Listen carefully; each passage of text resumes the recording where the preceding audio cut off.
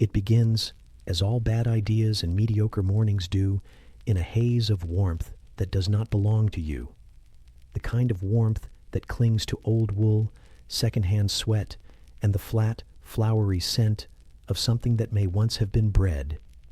You are not entirely certain if the mattress beneath you is stuffed with straw, feathers, or the long-forgotten regrets of every servant who came before you. But whatever it is, it has molded itself around the shape of your body, like a dough too weary to rise.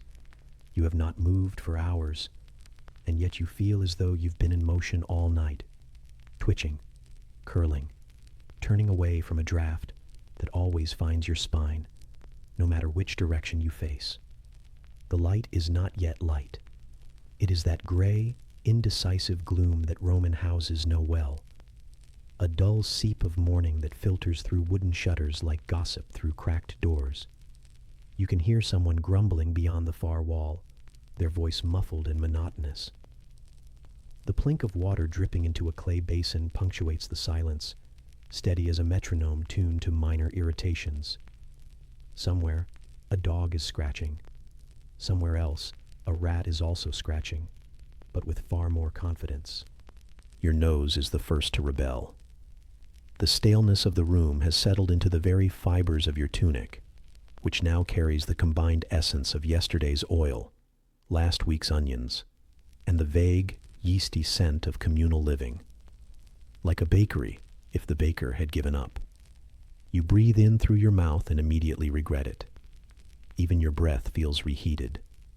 The air is heavy with a sleep that never quite refreshed, only lingered like a guest who overstays, but insists they're helping by folding someone else's blanket.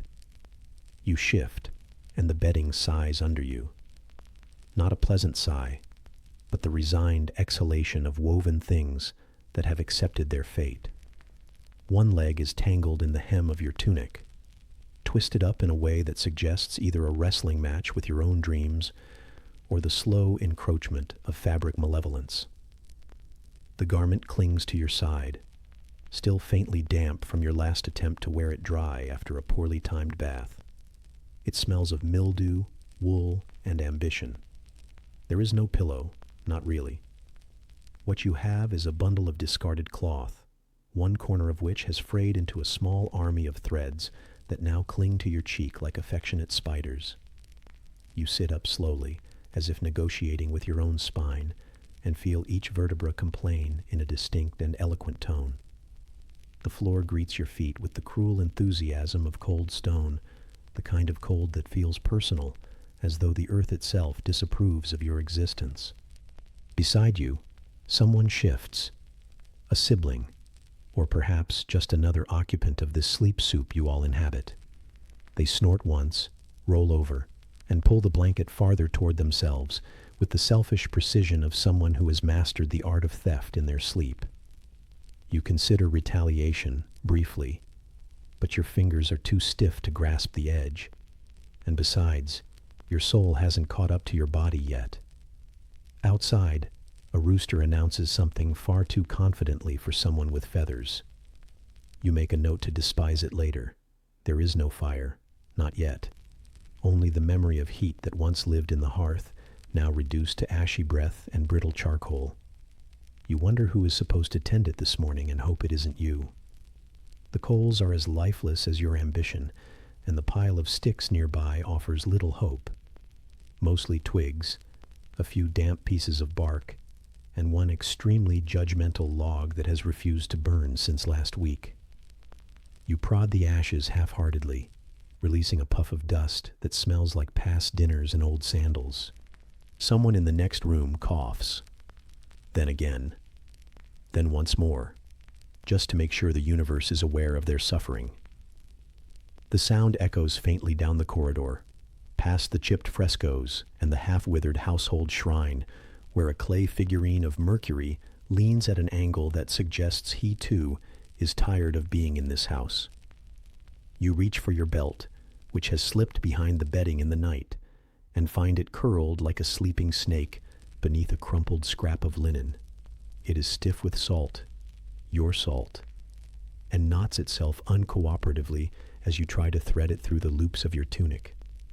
It smells vaguely of leather and defeat. As you tie it, you feel the fabric pull awkwardly under your arms, the seam digging into your side like a petty reminder of the tailor's indifference. The sandals await you by the door, flat, cracked, and forever slightly damp, no matter the weather. You slide them on and immediately feel the thin strap bite the top of your foot with the same sharpness it did yesterday, as though it takes offense at your continued insistence on existing. The sole slaps the floor with a sound that suggests disappointment. You shuffle across the room, each step a minor negotiation with the chill. The walls are plastered but cracked, flaking in delicate curls that flutter to the floor when no one is looking. A breeze creeps in through the shutter slats, weaving between your toes and across your ankles like an insult whispered in a cold voice. In the corner, a clay jar leans against the wall, its surface dusted with sleep and small cobwebs. It holds yesterday's water, or perhaps the day before's, tepid, gritty, and full of particles that dare you to call them sediment. You pour a little into the basin, watch it swirl like silt in a lazy river, and brace yourself. The splash on your face is immediate and discouraging. It's not cold in a refreshing way. It's cold in a way that seems to mock your life choices. You dab at your cheeks with the edge of your tunic, which absorbs nothing and smells worse now that it's damp. Someone has taken the better comb. All that remains is the bent one with two missing teeth, tucked into a cracked piece of pottery that serves as the family's idea of storage. You run it through your hair, or try to, and dislodge something that may once have been part of a fig. Your scalp tingles with static and spite. Outside the room, the day begins without your permission.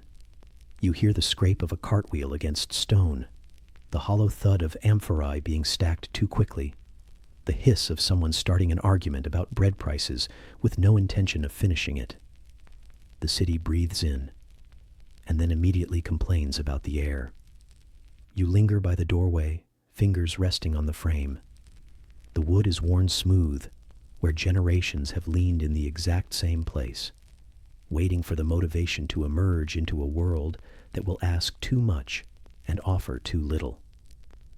You think about breakfast. You think about bathing. You think about turning around and climbing back into the warm spot on the mattress that might still remember your shape. Instead, you step out, sandal slapping, tunic tugging, face grimacing. A breeze greets you with a pinch on the cheek, and the scent of the street wafts up like a poorly kept promise. Olive oil, sour wine, hot dust, and humanity. And that is how it begins. Not with a prayer, not with glory, but with lukewarm water, a damp belt, and the smell of yesterday's bread clinging to your sleeves like guilt. Tomorrow, you will face the latrine. But tonight, as the soft murmurs of morning begin to drift upward, from hearth to stair, from street to sky, you carry with you the slow, crumbling dignity of a Roman citizen wrapped in wool and just barely dry. The air hums, the shutters rattle, someone sneezes, and far away, the bathhouse begins to stir. You shuffle forward because there's no point in pretending you're ready. The air has done nothing to soften since you left your bedding, and now the true insult begins. Your heel touches the tile, not the warm kind, not the sort of floor that remembers fire or footsteps or the sun's generosity. This one is the floor's true self, its coldest version. It reaches up through the worn sole of your sandal like a particularly unfriendly snake and coils around the bone. You feel it in your spine, not in the poetic way, in the grim, shivering way that makes you contemplate turning around and crawling directly back under the sad, onion-scented blanket where you started. But you don't. Partly because you know your spot's been stolen. Partly because it's already begun. The daily war of temperature and tolerance. You step again, and the floor meets you like a disappointed tutor, correcting your posture through passive-aggressive chill. You consider walking on the side of your feet, or maybe tiptoeing, but it's no use. The cold finds you. It always does. It has time. It is patient. It is older than you and far more consistent. The corridor is dim, always dim, even when the sun is shining. The walls are plastered in faded color, red and ochre, and something that once resembled blue, but now resembles nothing at all. The cold clings to the paint like a forgotten promise.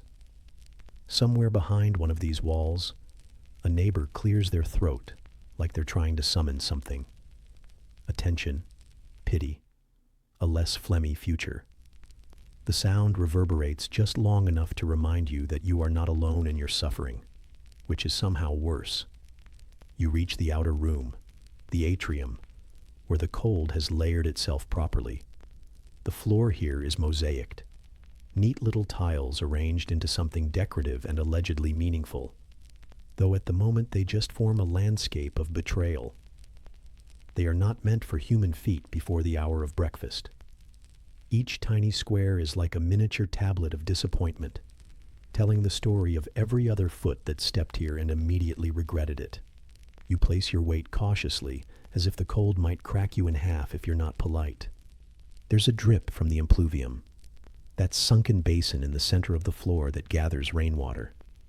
The surface is crusted with mineral edges, like the mouth of a jar left in the sun too long. The water doesn't glisten. It sweats. The sound of it hitting the bottom is rhythmic and slow, like the ticking of a broken clock that only counts your hesitation. You look at it with suspicion. There is always the faint thought that today, perhaps, you'll trip and fall directly into it. Become the drip's final punctuation mark. Your breath is visible here, just barely. A soft fog that escapes your lips and immediately regrets it. You do not remember inhaling, but now the inside of your nose aches like it has been punished for daring to exist in public. The air has a bite to it, not sharp but persistent, like an elderly relative's opinion. It clings to your fingers, already stiff, already rebelling against the tasks to come. You rub your hands together out of habit, not hope. The skin there feels like rough papyrus, dry, cracked, edged in dirt that never really goes away, only moves around. The sandals begin to squeak, a faint sound, but loud in the silence. The soles press moisture from the stone with every step, and it makes you feel as though the house is chewing on you. Slowly, methodically, disapprovingly. Each step is a decision. Each step is a reminder. This house was not made for comfort. It was made for permanence. Cold is just a side effect. In the corner sits the fire, or rather, the place where fire once lived. The brazier is a metal bowl on 3 stubby legs, blackened from years of service and betrayal. Someone forgot to bank the coals. Or maybe you did. Memory is unkind in the morning. The ash is pale and fine, like the dust of every good intention you've ever had. You prod it with a stick that used to be part of a broom, stirring with the same enthusiasm you give to conversation with your uncle. A single red glow flickers, then dies. The warmth is theoretical.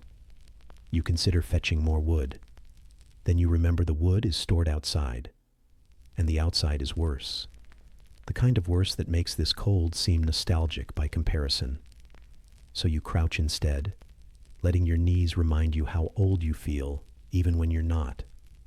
There's a crack in the tile beside the brazier, shaped like a fork of lightning, though less dramatic and more judgmental. It's filled with grit and something that might be part of a dead beetle.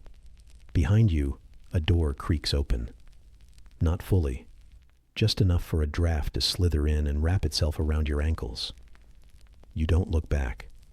It's probably the child again, the one who insists on waking early, yet does nothing useful with the time. You hear a sniffle, a yawn, the scrape of something wooden being dragged across stone, then a muttered curse about someone stealing their blanket. You would empathize, but empathy is a warm emotion, and you are not warm. You stand again and step carefully across the mosaic, wincing as your heel finds a particularly cruel tile that seems to retain its own personal grudge. Every part of the floor feels like a different mistake.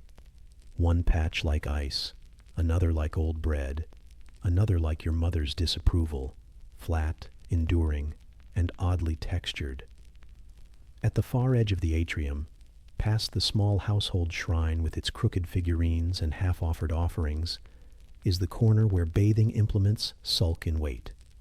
A chipped amphora, a bronze strigil with its edge dulled by time and limescale, a towel that is stiff enough to stand on its own, and probably wishes to be left that way. You do not bathe yet, not this early. The water would be too cruel. But the sight of these tools is enough to make your skin prickle. They are the future. They are what happens after the floor finishes punishing you.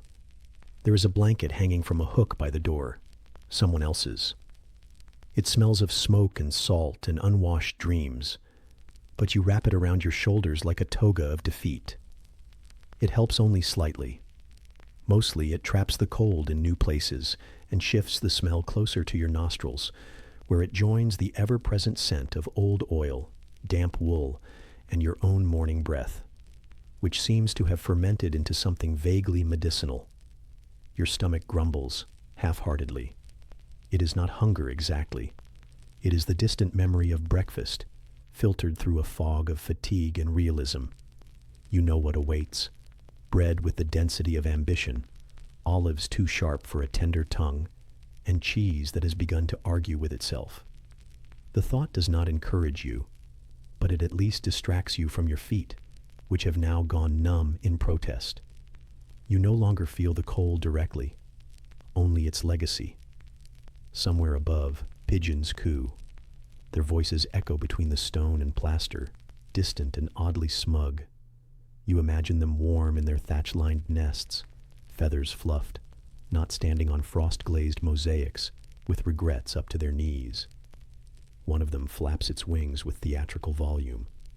You do not look up. You've lived here long enough to know what happens when you do. You hear footsteps, soft, hesitant, but approaching. Probably another member of the household, blinking into the gloom, their own feet slapping the floor with equal reluctance. You do not speak. Neither do they. Words are too brittle in the morning, too vulnerable to shatter under the weight of a shared cold. Instead, you share silence, the way soldiers share misery. The floor continues. It leads you toward the kitchen, where there might be heat, or the idea of it. But first, you must cross the corridor that receives no sunlight, ever. The shade hall, as someone once called it, probably as a joke. It is a place where the cold is ceremonial, where even shadows seem to shiver.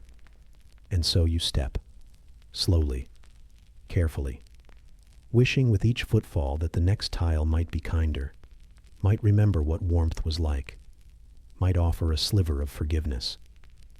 It never does. But you go anyway. Because tomorrow, if you're lucky, the fire will be lit. The coals will be alive. The floor might be merely cold instead of vindictive. And even if not, the bathhouse waits, somewhere down the street, full of steam, full of strangers, full of complaints, but also, perhaps, full of heat. And that's enough to keep you walking, one tile at a time, until the mosaic gives way to the kitchen's threshold, and your toe meets the first warm coal that someone, blessed be their name, thought to save. The stale warmth clinging to your skin is the only gift you have overnight, and even that is stolen the moment you swing your legs off the bedding. What had passed for comfort during the hours of half-sleep is quickly stripped from you by the cold slap of reality, specifically the floor. The stone is not merely cool, it is a philosophical statement on suffering. You place your foot upon it and feel your soul recoil up your spine. This floor is older than your grandmother's complaints and twice as unforgiving. It has seen empires rise and fall, and it will happily outlive your arches. The air carries the scent of old bread, damp wool, and something faintly acidic, like cabbage's ghost. A leftover offering from last night's dinner, perhaps. or someone's shoes. It is hard to say. Your nostrils flare involuntarily. You sniff, then regret it. One foot settles fully on the floor and accepts its punishment. The other follows reluctantly, as though hoping it could stay suspended forever in the relative heaven of not being on a Roman apartment's floor at dawn. Your mat crackles behind you as you rise, straw flattened into something less than supportive, but still more comforting than what now meets your heels. The blanket you shrug off is scratchy and smells faintly of goat, despite being washed. Well, once. Some seasons ago. Possibly during a festival. You blink at the room. A sliver of pale daylight has slid through the shutter gap and is illuminating the pile of laundry in the corner. Your tunic among it, possibly dry, likely not. You glance at the others sprawled nearby. A sibling is curled into a shape that defies both human anatomy and common sense. They're snoring softly, breath catching in the back of their throat like a badly tuned flute. Somewhere beyond the thin partition wall, a neighbor coughs 3 times, rhythmically, aggressively, as if determined to make his illness everyone's problem. The goat lets out a quiet grunt from beneath the stairs. You do not question its presence. The goat has always been there. It will always be there. You shuffle forward and every step is a minor betrayal. The cold climbs. It enters through your feet, travels upward like gossip in a bathhouse, and settles into your joints with smug satisfaction. Your knees crackle slightly. You are too young to sound like this. And yet, Rome is not concerned with your cartilage. A few flat stones mark the path from the sleeping mat to the basin, a space in the corner where the wall has surrendered to mildew, and the water sits in a ceramic dish that probably once served lentils. You dip your fingers in. It is, predictably, cold, not brisk, not refreshing, cold like the expression of a tax collector, cold like regret after festival wine. You splash it on your face, and the shock travels through your scalp like lightning across an olive grove. It does not wake you up. It simply makes you more aware of how tired you already were. A thin rag serves as your towel, though towel is generous. It smears the water around with all the absorbency of political promises and leaves your cheeks vaguely damp and vaguely sticky. You dab your armpits with it. You do not ask questions. The towel does not answer them. The chamber pot waits in the corner, half full and half dreaded. You edge toward it like it might be sentient. It probably is. Your stomach shifts in anticipation or warning. You do what must be done. It is neither graceful nor spiritually rewarding. You are left contemplating your choices and the faint, aggressive scent now wafting upward, mingling with whatever the neighbor is cooking on the other side of the wall. Lentils, again. Of course. You stand, and the floor feels colder now, somehow, like it has taken offense at your use of the pot and seeks retribution through your ankles. You stretch, but even your spine seems reluctant to join the day. The room remains dim, lit only by that narrow slice of light that has now reached the bucket beside the door. Inside is water meant for washing, drawn from a communal cistern that tastes faintly of moss and poorly buried secrets. You splash a bit more onto your arms. Then, because the world is unjust, you splash some under your tunic as well. It trails down your sides like punishment. The cloth sticks. Your skin protests. You consider drying off, then remember you still possess only one towel, and it is busy holding yesterday's face water and the memory of 1,000 mornings just like this one. Your sandals lie by the door, 2 cracked pieces of leather that have clearly lost the will to serve. One strap is broken and tied together with string from a festival garland, now faded. You slide your foot into the left one. It immediately informs you that it has shrunk slightly in the night, as leather does when surrounded by damp air and broken dreams. The right one lets out a creak so loud the goat shifts beneath the stairs. You consider that a conversation. The early breeze creeps in through the cracks in the doorframe, dragging in the faint smells of street vendors setting up too early and a distinct whiff of donkey. You pull the bolt aside and step out, but only far enough to test the flagstones of the threshold. Colder. You step back. Consider your life. Step forward again. This is your lot. This is Rome. Your toes curl downward as you prepare to meet the morning in all its stone-cold indifference. You shuffle to the edge of the room and retrieve your tunic from the laundry pile. It is damp, not soaked, not dry. Damp in the way that only Roman fabric can be, clinging like guilt and smelling faintly of wet hay. You hold it at arm's length, hoping the air will perform a miracle in the seconds it takes to summon the courage to put it on. It doesn't. You pull it over your head anyway. It sticks halfway down. Your arms flail. Your elbow connects with the wall. The goat makes a sound of warning. Your sibling groans and rolls over, muttering something about grain rations and betrayal. You wrangle yourself into the tunic, only slightly more rumpled than before. You are now dressed for the day. Rome, presumably, is not ready. You reach for your belt, a length of rope that has seen better lives. It loops awkwardly and seems to resent your waistline this morning. You nod it anyway. Fashion is pain, especially when your toga awaits, and togas are fabric-based vengeance. For now, though, you endure the morning in your base tunic. It hangs askew and smells like yesterday's effort. You are clean only by comparison. Still, there's a small comfort in the routine. Familiar discomfort. Predictable cold. You step fully onto the threshold stone now, the cold floor left behind only in theory, because even the outside path is stone and equally indifferent to the warmth of human souls. You glance skyward. The air smells like early smoke from kindling, mixed with damp limestone and something floral that has no business blooming this time of year. Your breath mists slightly. Someone in the alley sneezes with conviction. A rooster somewhere remembers it is morning and yells about it. You sigh. Your foot twitches. The sandal creaks again. Another long day of lukewarm baths, scratchy linen, and civic disappointment awaits. But first, you must face nature's cruelest invention. You must use the latrine. And as your heel touches the top step and you feel the morning's first breeze slither up beneath your tunic, you know one thing for certain. The floor was just the beginning. There's a point in the morning where the world no longer pretends to be gentle. It's that precise moment when the warmth of your blanket, already scratchy and resentful, slips away from your shoulder, and the air creeps in like a petty tax collector.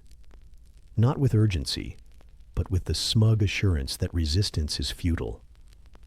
The light filtering through the shutter cracks isn't golden or romantic. It's dusty and accusatory, highlighting every speck of lint in the room as though preparing them for judgment. Your limbs groan like old wine barrels, too stiff to bend, yet too cold to stay still. You've stalled long enough. It's time to dress. And nothing about this process will be kind. You reach for the linen tunic that has been hanging on the peg since yesterday. It hasn't dried. It has merely transformed, from soaked to clammy, and now into that middle ground between damp and sulking. The fibers, likely hand-woven by someone equally unhappy, cling to your fingers like bread dough left too long in the sun. It smells faintly of river water, sour sweat, and the ghost of last week's stew. You press it to your body like an apology. Linen, in theory, is breathable. That's what people say when they're not wearing it. In practice, it's a mildly abrasive fabric that itches with a purpose. You pull the tunic down over your head, and for a brief moment, you exist in darkness, wrapped in cool, damp cloth and the suspicion that this is how a punishment begins. When you emerge, the tunic clings to your chest like a disappointed parent. You shift, wriggle, tug. The neckline is slightly crooked. One shoulder feels tighter than the other, as if the seamstress had a vendetta against symmetry. The hem brushes your thighs like wet parchment, heavy in all the wrong places. You know it will only get heavier. Everything in this climate becomes heavier, with sweat, with dust, with your own tired disappointment. Next comes the belt, or more accurately, a piece of woolen rope that has aspirations of being a belt. It was once longer, but has mysteriously shrunk, as belts tend to do when you need them most. You thread it through the uneven waist folds of your tunic, tugging it tight with the hope of structure. The knot you tie is familiar, ugly, and functional, like the rest of your life. It never holds on the first try. You mutter something inaudible and try again, hoping this time it won't unravel when you sneeze. Then, the toga, the centerpiece, the absurd drama of Roman attire.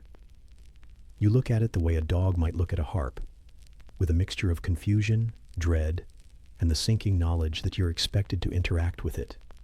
It's a great, pale length of wool, heavy, moody, and uncooperative. There is no elegant way to don a toga. There is only wrestling. You lift one end, misjudge the weight, and nearly tip over. The toga collapses to the floor like a judgmental curtain. You try again. The draping must be precise, even if you are not. Over the shoulder, around the back, loop through the armpit, cross the body. It's a ritual designed to be difficult, like filing taxes or understanding your neighbor's poetry. You shift the folds. You shift them again. Nothing feels right. The wool itches. It has opinions. It clings where it shouldn't, gapes where it mustn't, and in the middle of it all, you remember. Togas are for showing off. Yours is just for surviving. The goats across the lane seem to be watching, chewing slowly, silently judging your asymmetrical dignity. You check your reflection in the polished bronze mirror, a warped oval that makes your face look like it's melting sideways. The toga slumps like a disappointed aunt. One sleeve is drooping. The drape across your chest looks less like elegant pleats and more like laundry hung during an earthquake. But it will have to do. This isn't about fashion. It's about not being naked.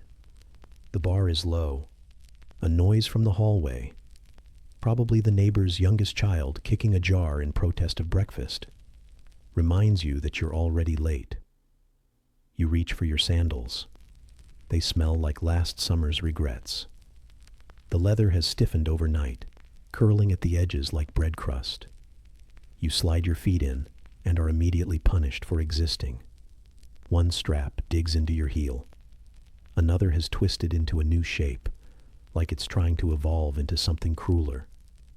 You tie the thongs with fingers that don't want to bend and try not to think about how long you'll be walking today. Somewhere in the distance, someone is shouting about grain prices. A rooster crows, late and half-hearted. You hear the scratch of something in the rafters, probably a rat with ambitions. The sun outside is already angry. You're nearly dressed, nearly ready, nearly respectable. If being Roman has taught you anything, it's that nearly is often good enough. Before you leave, you glance at the folded pile of your second tunic, your nice tunic, the one with the mysterious stain and the hem that rides up. You consider it for a moment, then let the thought pass. Today is not a day for optimism. Today is a day for wool and humility. And so you step into the corridor, wrapped in 3 layers of judgment and discomfort, every step squeaking slightly against your damp sandals. A waft of garlic drifts in from a neighbor's breakfast. Somewhere, a dog barks at absolutely nothing. The floor is still cold. Your toga is already sliding out of position. You walk forward anyway, because breakfast is next. And so is the olive oil, and the crusty bread, and the neighbor who always wants to talk about tax reform while chewing with his mouth open. But for now, it's just you, your damp tunic, and the silent understanding between you and the goats that nothing good ever came of fashion. The door creaks behind you. A soft breeze lifts one edge of your toga like it too is trying to escape. And beneath your breath, in the silence only known to early mornings and itchy wool, you sigh, already exhausted by being clothed. The next room smells faintly of vinegar and warm bread, You can hear someone pouring olive oil into a bowl. The table is set with expectations and old crumbs, and your stomach, ever faithful, begins to complain before you even sit down. The first step toward breakfast is always the hardest, and it's not because you're hungry. It's because your sandals are already sticking to your heels. Your belt is conspiring against your lungs, and the hallway smells like someone roasted despair in a clay oven. There's a stiffness in your shoulders from sleeping wrong, dressing wrong, and generally existing wrong. You shuffle forward with the resignation of someone who knows the reward will be a meal that tastes like punishment and memory foam. The kitchen, though calling it that feels generous, is a stone cubicle where stale air clings to the walls like regrets that never left. The hearth sputters with a weak ember, too lazy to glow, but just stubborn enough to make the room slightly too warm for comfort. Someone, probably the elderly neighbor's boy, who always appears uninvited and leaves with olives, has left a crust of bread on the low table. It looks like it once tried to be soft. That was many moons ago. Now it resembles a roofing tile that has known both war and mildew. You sit, or more accurately, you lower yourself onto the stool with a grimace and a prayer to whatever household deity oversees knees. The seat is cold, the grain of the wood pushing into your thighs through the regrettably thin wool of your tunic. You shift, then shift again, knowing full well there's no comfortable configuration, only a variety of tolerable ones. The bread stares back at you from its cracked dish, daring you to try it. You tear a piece off, or rather, you attempt to. The crust resists, then suddenly gives way with a brittle snap, sending crumbs flying like miniature shrapnel. One lands in your sandal, another disappears into your sleeve. The piece in your hand is uneven, dry, and oddly shaped, like it was designed by someone who gave up halfway through both baking and life. You chew slowly. The bread grinds against your molars with the tenacity of gravel, and as it dissolves into something between paste and dust, you think, yes, this is how despair tastes. There is oil, at least. Olive oil. Though olive here seems to refer more to the concept than the fruit. It sits in a small clay bowl, slick and greenish-brown, shimmering under the gray light. You dip your bread with the caution of a man who's been burned by false hope before. The oil coats the crust unevenly, soaking into one corner while the rest remains defiantly dry. You bite. It's an improvement, but only in the way that wet socks are technically warmer than frozen ones. In the corner, a fly buzzes with manic confidence, as if it's the only creature in Rome that knows what it's doing. You flick your sleeve in its direction and miss. The fly retreats, circling the oil with the familiarity of someone who's been here before. You get the feeling it will return. You sigh. A neighbor clears their throat through the thin wall.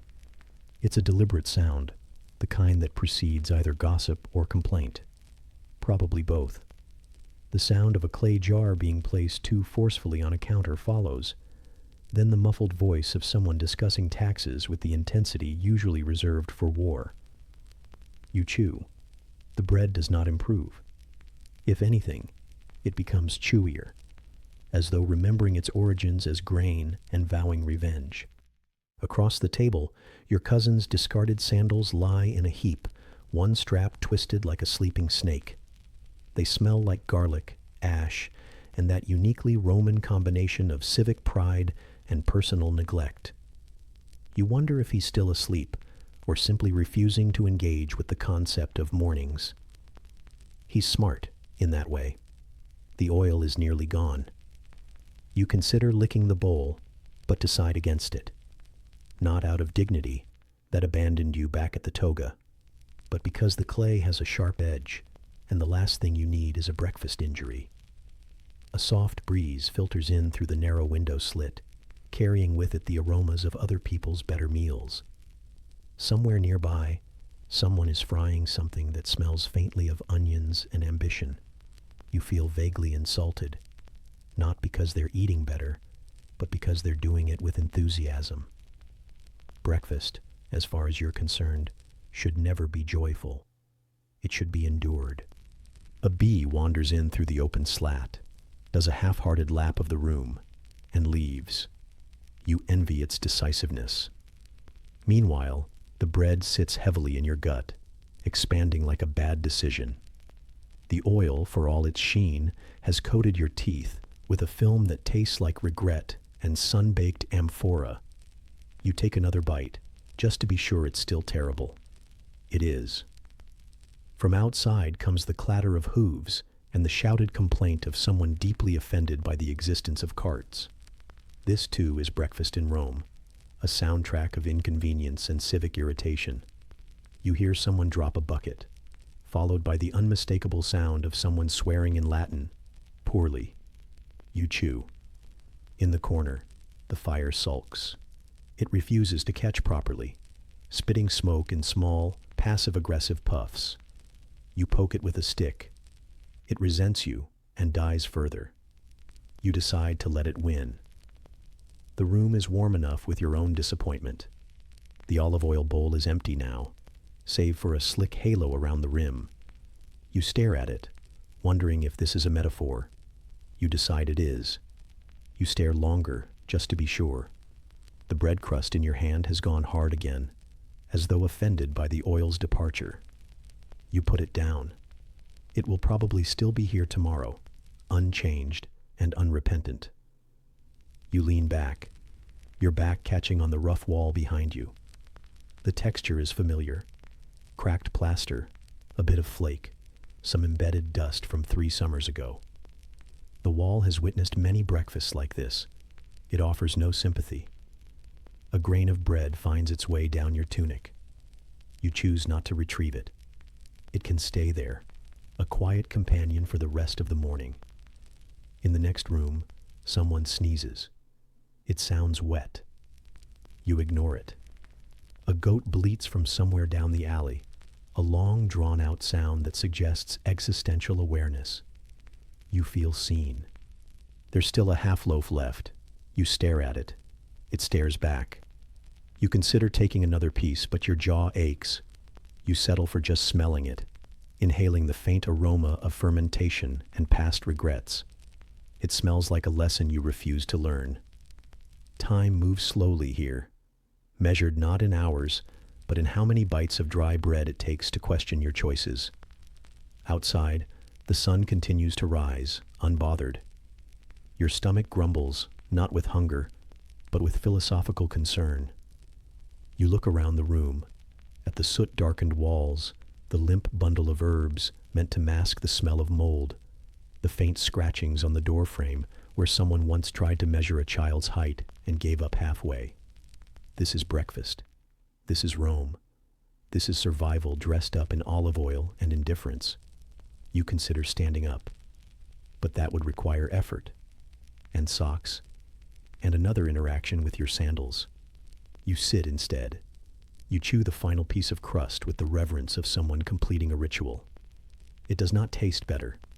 It simply ends. Eventually, you rise, knees cracking, tunic clinging, soul vaguely unrefreshed. You brush crumbs from your lap. They fall to the floor and scatter like tiny reminders of decisions made and meals endured. The table is bare now. The oil bowl gleams faintly in the light. The bread crusts sit like abandoned plans. Your stomach has settled into a soft sulk. You glance toward the door. The street awaits, and with it, the smells. You linger at the threshold longer than you'd like to admit, fingers resting on the rough edge of the warped wooden frame, sandals poised but unmoving. There is always that moment, right before you push the door aside and step into the day, when you wonder whether your body is fully prepared for it, whether your stomach is truly settled, whether your feet, still sore from yesterday's misadventure with civic errands, have forgiven you, whether the world outside will be any less pungent. You know the answer. You step out anyway. The first thing that greets you is not sunlight. Not the warmth of early Rome, or the soft noise of market chatter, or even the distant clang of a blacksmith hammering something that doesn't want to be hammered. Number. The first thing that greets you is smell. It hits you like a philosophical crisis wrapped in hot steam. Garlic, of course, always garlic. But not the kind that's inviting or cozy, not roasted cloves, sizzling with promise. No, this garlic has been chewed, exhaled, possibly rechewed by someone with questionable dental habits, and then released again into the atmosphere, where it has mingled with the breath of donkeys and the ambition of 1,000 fish sauces past their prime. You take it in slowly, because there's no rushing this kind of sensory betrayal. There's garlic, yes, but also something sweeter underneath. A rotting sweetness that could be fermented fruit or urine, or both, blended by the alchemy of morning heat and civic indifference. The alley you walk along is narrow, its paving stones slick with something that hasn't been rain in a very long time.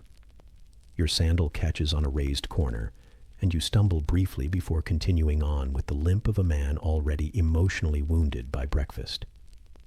Your neighbor's goat has left a parting gift near your doorstep. Not large, but moist enough to glisten. You note it, not with surprise, but with the weary resignation of someone who knows the goat's schedule better than their own. The goat, of course, is already down the lane, bleating with righteous confidence, like it owns the entire Subura. You do not argue. The goat has always had more social capital than you. You pass by the baker's stall, which should be a comforting place, but instead wafts forth the smell of last night's crusts, reheated this morning, and sold as fresh. The bread emits steam, but it's the kind that makes your eyes sting slightly, a mix of yeast and resentment. A boy stands beside the stall gnawing on a loaf with such determination it looks like a punishment. You nod at him. He ignores you. His mouth is too full of regret. Further down, you approach the communal water trough. This, too, is more olfactory experience than visual. The water is clear enough, but it carries with it the scent of every animal that's ever dipped a snout into its depths. Horses, donkeys, probably a few people. The stone is chipped from generations of scraping hooves and buckets, and the moss growing along the rim is bold in color and aroma.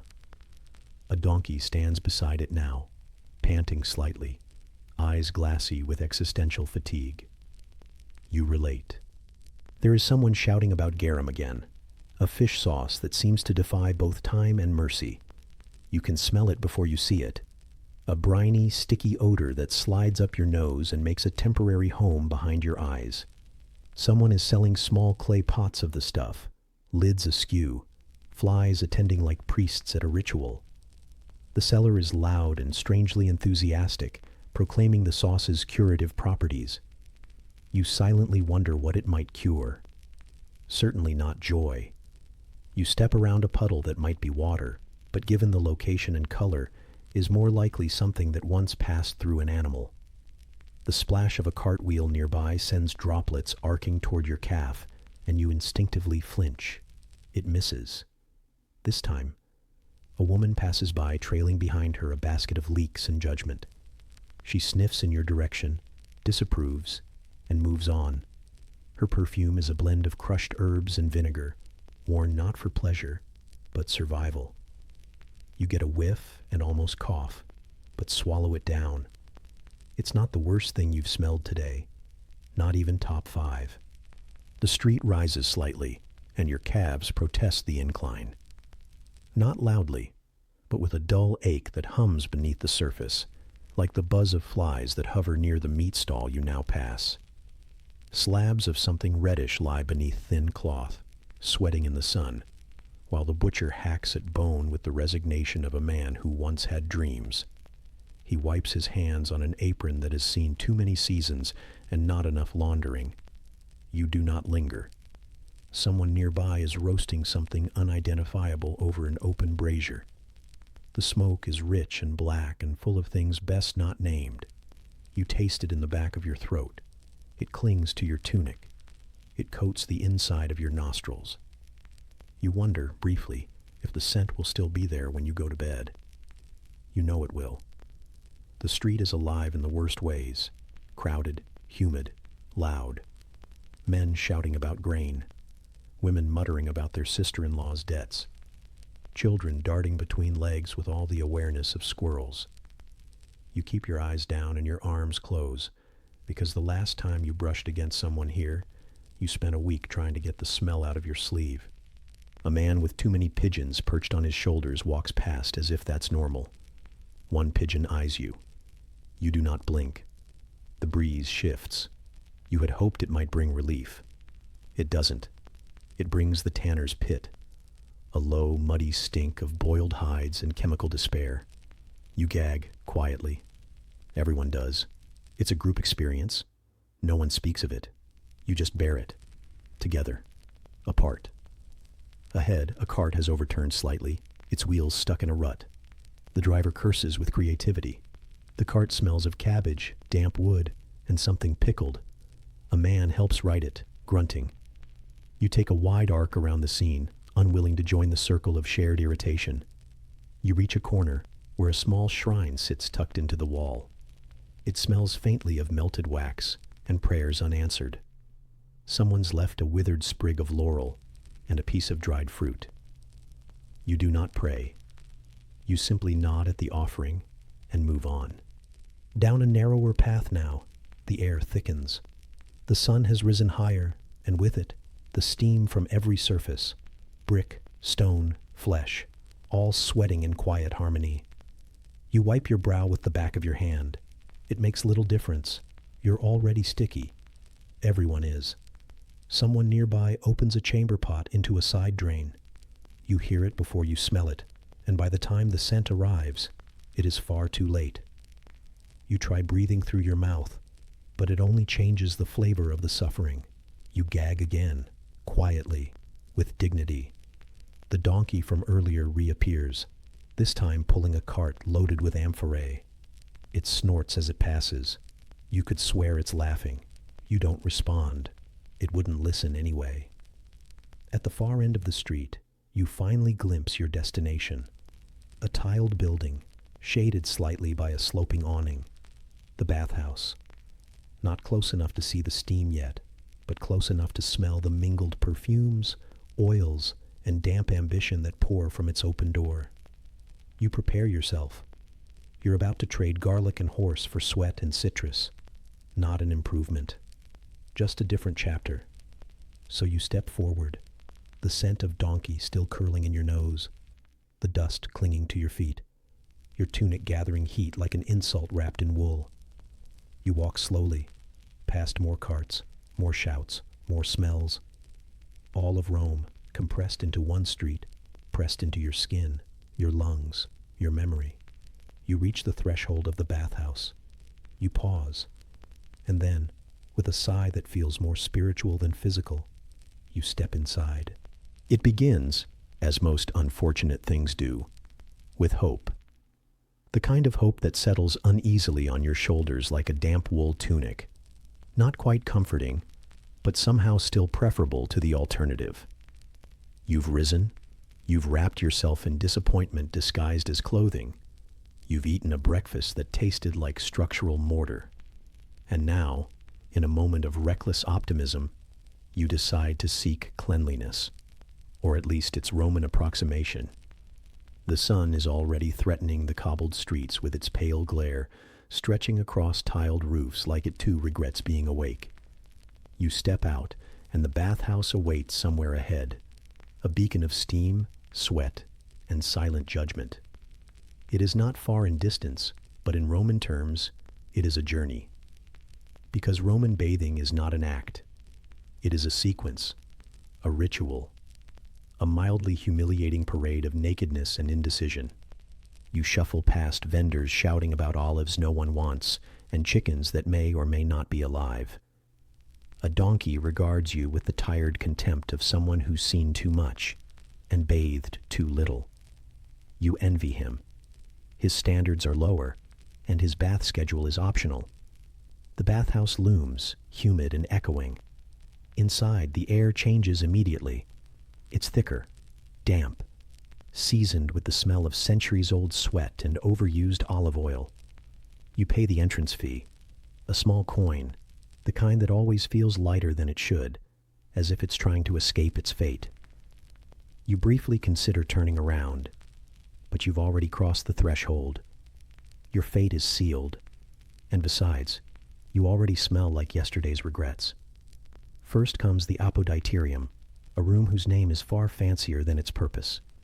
You undress, slowly, grudgingly, peeling off layers of wool and disappointment until you are down to skin and a vague sense of vulnerability.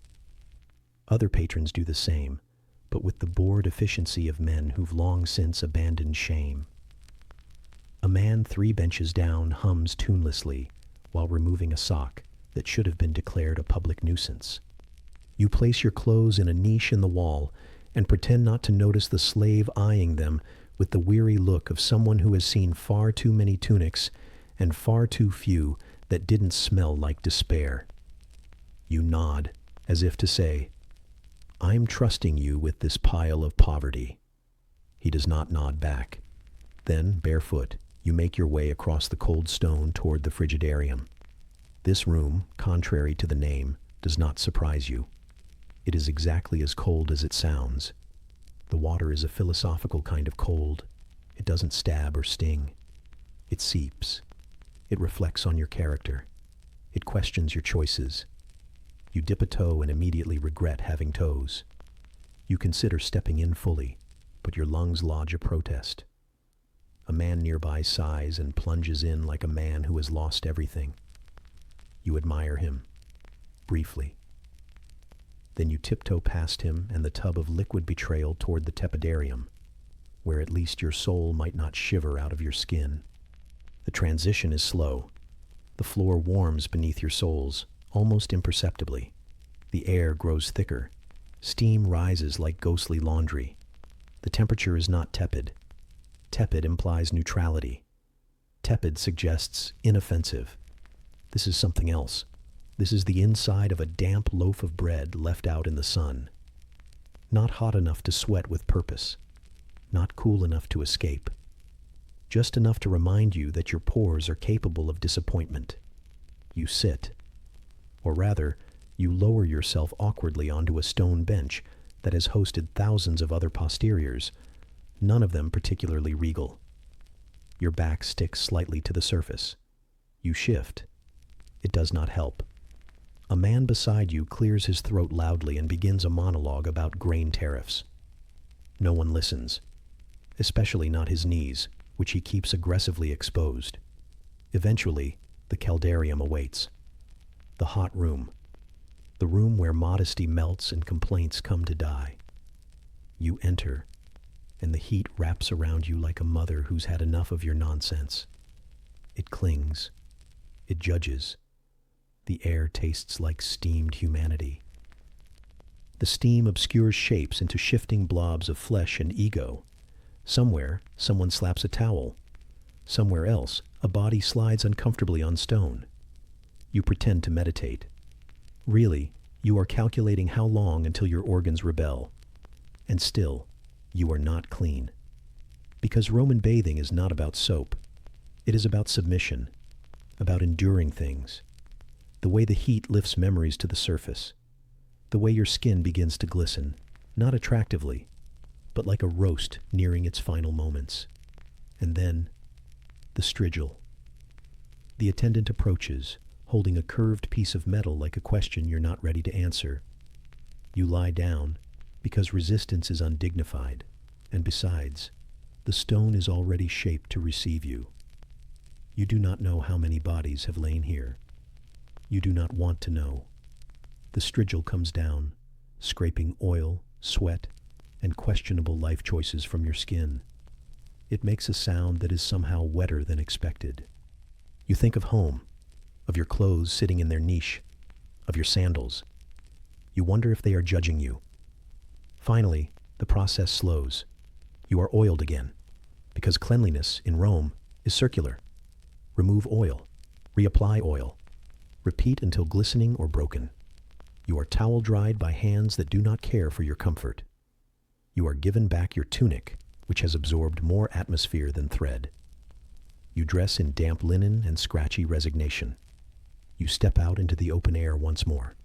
You are cleaner now, technically, but you feel exposed, scraped, like someone has read your diary and underlined the embarrassing parts. You walk, slowly. The sun has shifted. The marketplace calls.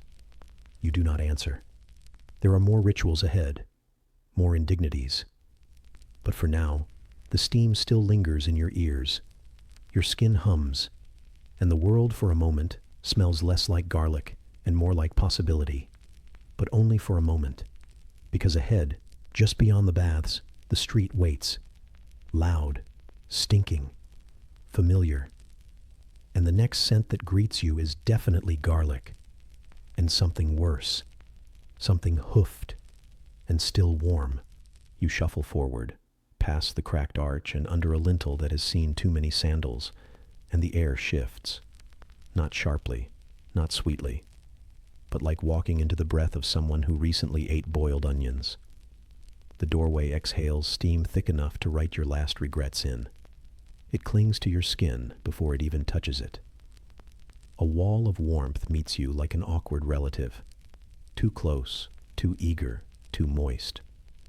You are now inside what the signs insist is the tepidarium, a gentle name promising moderate temperature and polite levels of perspiration. But what it actually is a betrayal. Tepid is what soup becomes when someone forgets it on the windowsill. Tepid is what water feels like when you're trying to wash your face and not scream. This is something else. It is the kind of heat that hugs you with both arms and then whispers unpleasant truths into your ears. The tiles beneath your feet are damp, warm, and treacherously smooth, like buttered marble. Every step is a negotiation between dignity and disaster. Your soles stick slightly before sliding forward, giving the unsettling impression that the floor itself is mildly displeased by your presence. A few other bathers glide by, too casually, like seals that went to rhetoric school. You, on the other hand, move like a barnyard animal in borrowed sandals. Steam swirls in the air, not drifting upward as you imagine steam should, but hanging sideways, waiting. It has formed alliances with your nose hairs. Breathing becomes something you have to think about. Each inhale tastes like roasted limestone and communal armpit. You suspect this humidity could curl scrolls and unravel secrets. Somewhere in the room, someone coughs. A damp, theatrical sound that echoes like wet parchment tearing. Your eyes sting gently, as if trying to apologize for exposing you to this space.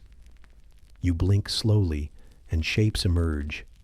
Half-naked silhouettes arranged like misshapen pottery, lounging on stone benches that have never once known comfort. Some pour water over themselves from small bronze bowls. Others merely sit, glistening like undercooked dumplings. Everyone pretends to be at ease. No one is at ease. You find a vacant bench, if vacant can describe a spot recently vacated by a man who sweated with the enthusiasm of a baker on market day. The stone is still wet. You hover. You consider leaving.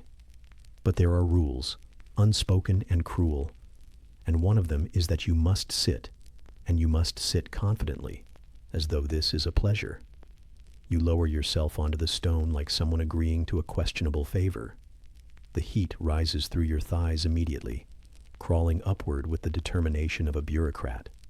You try to relax your shoulders.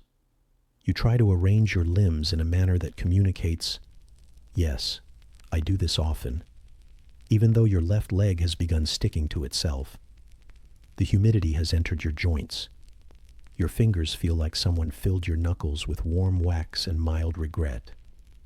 You begin to sweat, not delicately, but comprehensively. Your shins sweat.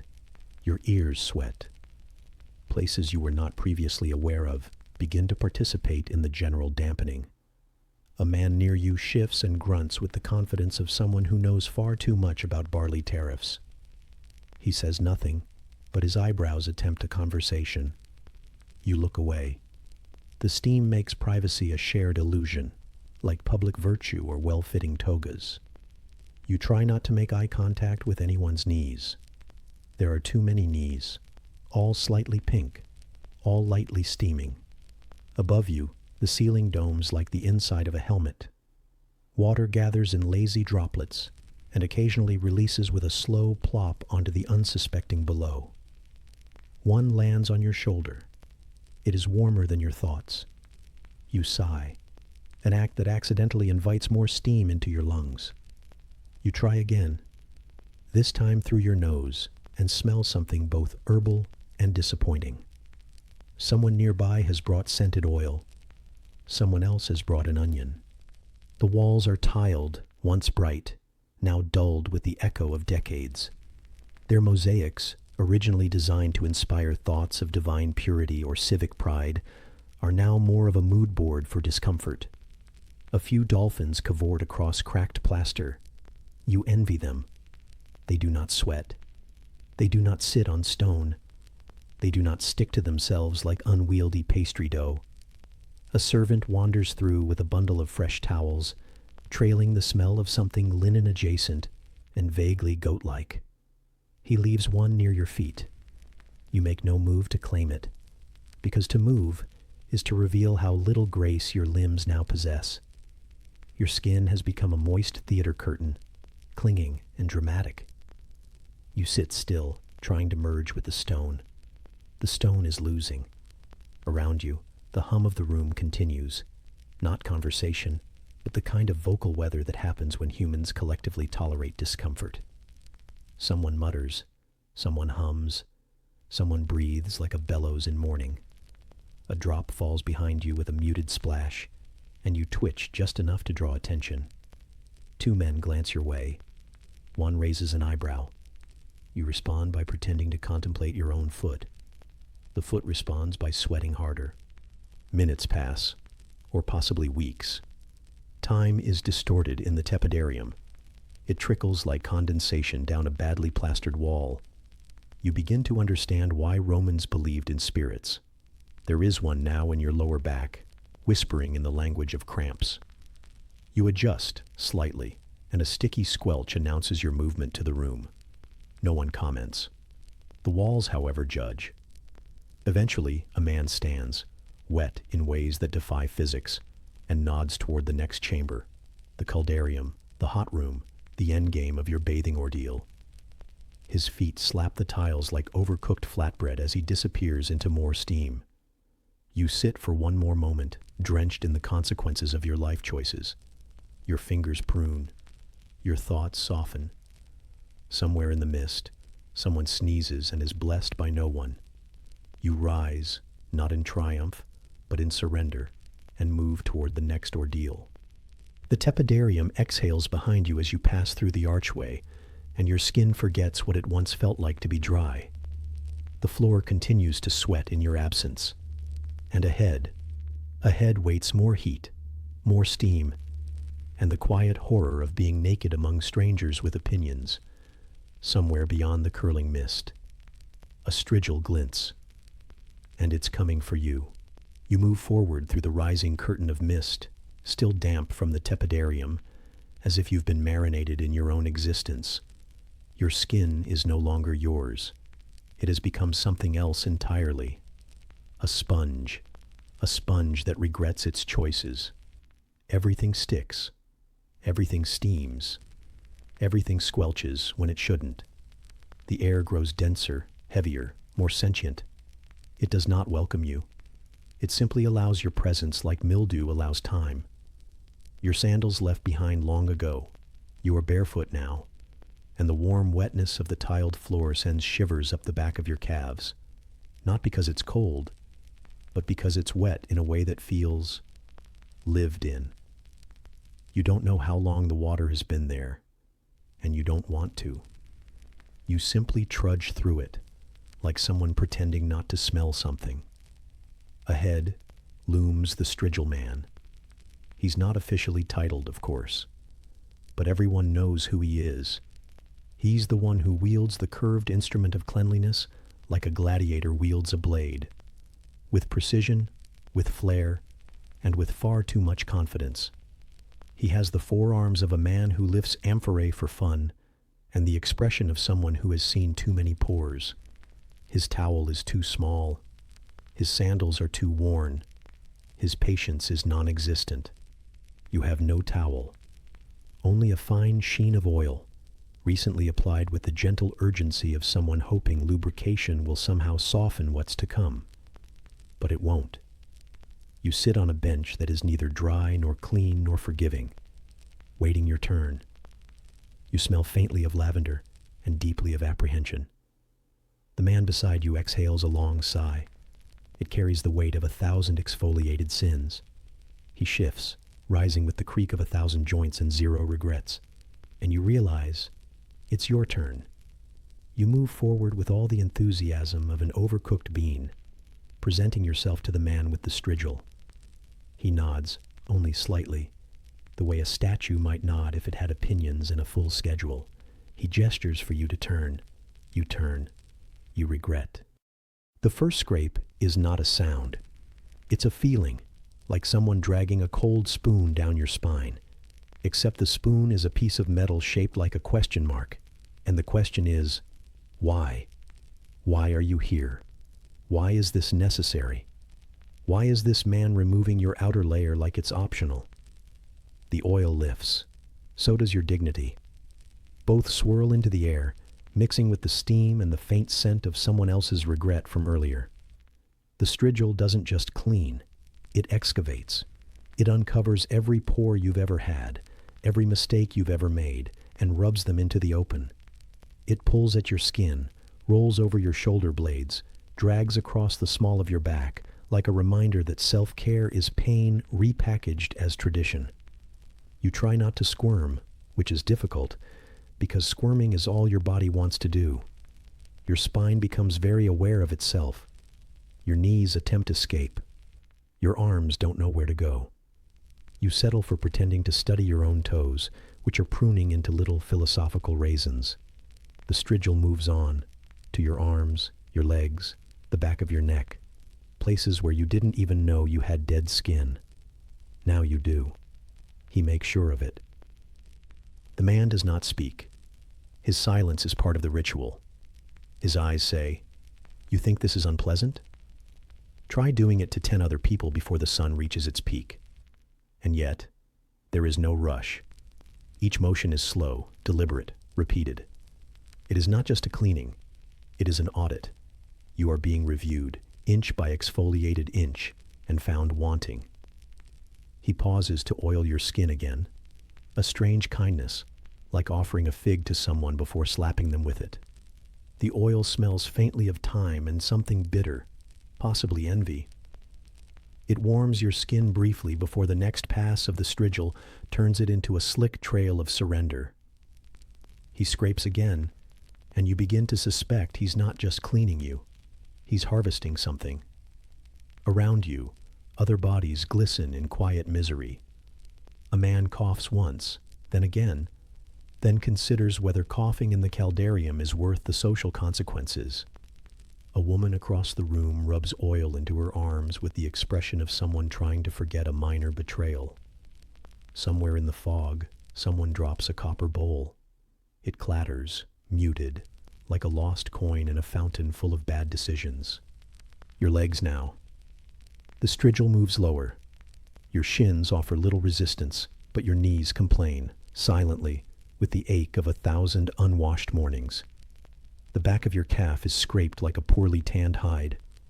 You begin to feel hollowed, emptied out. You are cleaner, yes, but also somehow less.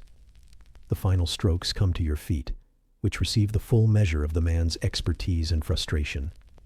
He scrapes the arches with professional indifference, then wipes the strigil on a cloth that has already lived through several lifetimes too many. He nods again, perhaps in respect, perhaps in relief that your body has not fallen apart mid-session. You are done. You stand. You feel, for the first time in hours, the weight of air against your freshly skinned self. Your skin tingles in a way that suggests it's unsure whether this was an improvement.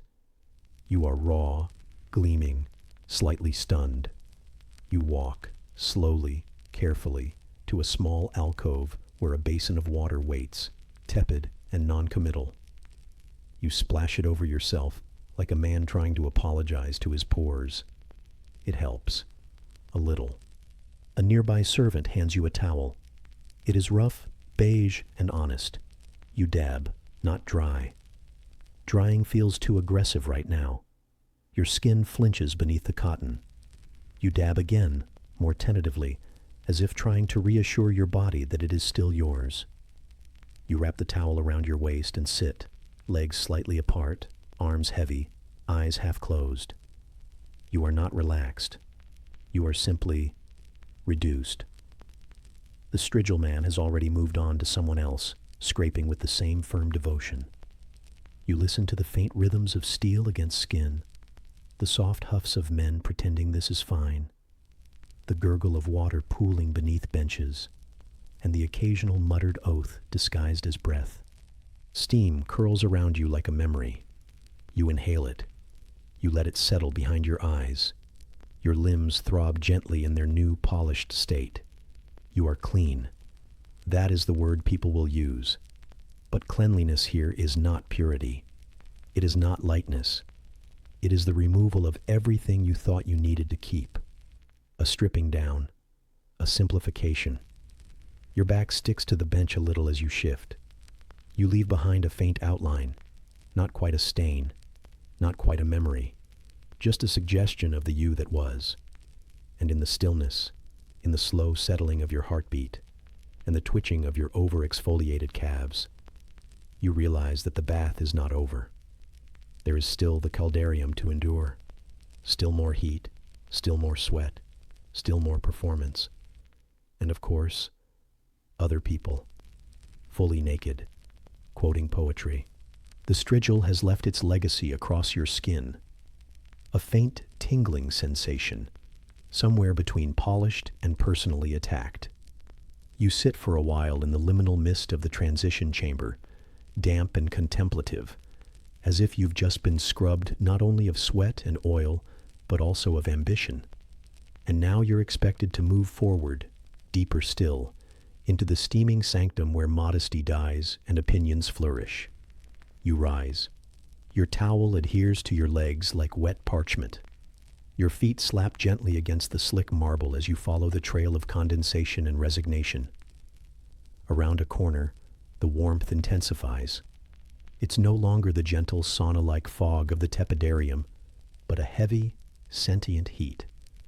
The kind that fills your ears, coats your lungs, and clings to your eyelashes like guilt. You've arrived at the caldarium, and it is not empty. No, the caldarium is never empty. It is a stage, a gallery, a coliseum of the casually exposed and the emotionally unguarded.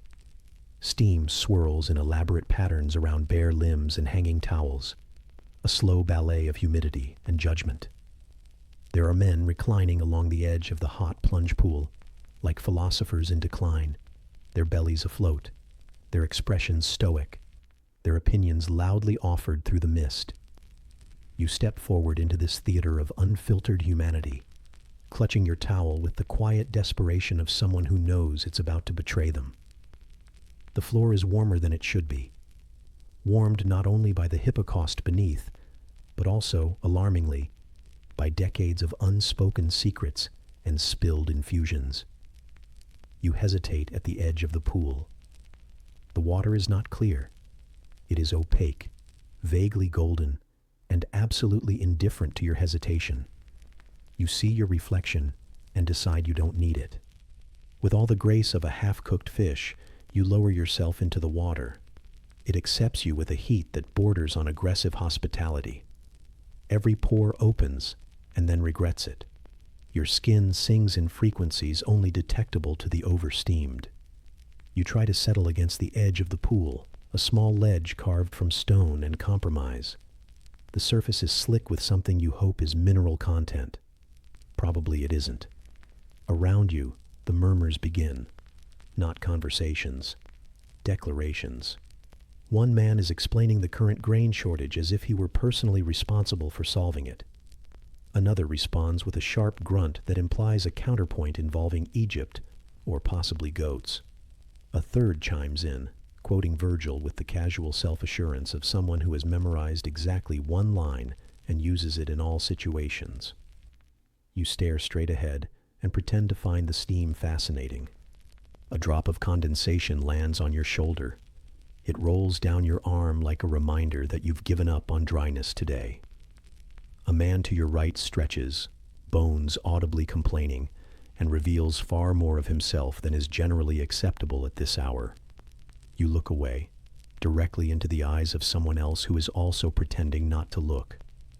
This is the Roman version of eye contact, brief, uncomfortable, and followed by mutually assured forgetting. You reach for the sponge.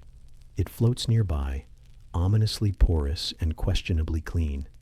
It has texture. That's the kindest thing you can say about it. You squeeze it against your chest, and it releases a stream of water that smells vaguely herbal and unmistakably ancient. You begin to scrub in small circles, as if exfoliation could erase your presence. There is an art to bathing here, and you are not the artist. Others scrub with theatrical flair, flinging water with abandon, their sponges dancing across shoulders, thighs, backs with the ease of performers hitting marks. You, by contrast, move like someone trying to escape themselves in slow motion. Your sponge gets caught in the curve of your elbow. Your foot cramps. Your dignity seeps into the water like diluted wine. Someone begins humming. Not a tune, really. More of a vocal warm-up. The kind a bored senator might emit while waiting for a scandal to unfold. The sound reverberates through the mist, bouncing off the tiles and settling into your ears like a passive-aggressive critique. You rinse your face just to have an excuse to close your eyes. The heat deepens, not increases, deepens. It becomes layered, textured, filled with the sort of weight that makes you forget what air is supposed to feel like. Your breath slows, not in a relaxed way, but in a surrendered way, as though your lungs have decided they've done enough for one life. You lean back, shoulders against the warm stone, head tilted just enough to stare up into the rising swirl of steam. It coils like smoke from a tired altar. Somewhere nearby, someone sneezes, not loudly but decisively. A man 3 seats away grumbles something indistinct and shifts, water sloshing around his knees. A small wave reaches you. You pretend not to notice. That is the only correct response in this space. Noticing everything, responding to nothing. You adjust your posture slightly. Your back finds a crack in the stone. Your thigh sticks to the ledge. Your fingers begin to wrinkle. The sponge, still in your hand, has taken on a melancholy squish. You press it once more to your chest, as if pressing meaning into a day that refuses to define itself. You are not clean. You are processed. Someone begins listing their ailments: a sore knee, a twitching eye, a cousin's suspicious mole. Another joins in. The complaints spiral outward like steam, clinging to the walls and ceiling, forming their own ecosystem. You wonder if the caldarium is heated not by fire, but by grievances. It would explain the temperature. Time does not pass here. It drips. It slides down the arch of your spine, nestles between your shoulder blades, and whispers that you should have left 10 minutes ago. But leaving requires rising, and rising means revealing more of your body to the collective than you're ready for. So you stay, pretending that your bones are marble, and that you enjoy slow cooking from the inside. A boy, someone's apprentice perhaps, flits through the steam, delivering fresh towels with the solemn grace of a priest administering sacraments. One lands near you. It is slightly damp and carries the scent of pine and overuse. You accept it as a sign and begin your retreat. Emerging from the pool is not graceful. Water clings to your legs, trailing behind you like a damp regret. Your foot slips slightly, and you catch yourself on a marble lip that is colder than memory. The towel wraps around you finally, like an apology delivered too late. You walk across the tiles, leaving wet footprints that look vaguely accusatory. The door to the next chamber beckons, not with promise, but with inevitability. The air begins to cool, only slightly, enough to notice how open your pores now feel. Your limbs, softened and steamed, move with that disjointed post-bath fatigue, a strange mix of floating and flinching. Behind you, the caldarium continues. A hum, a quote, a splash, a groan, a society in miniature, naked and unfiltered, steeped in heat and tradition. You pass the threshold, carrying with you the scent of eucalyptus, sweat, and something you can't name. Something Roman. And ahead, waiting just beyond the fog, the final insult, the massage, or as your back will call it later, betrayal.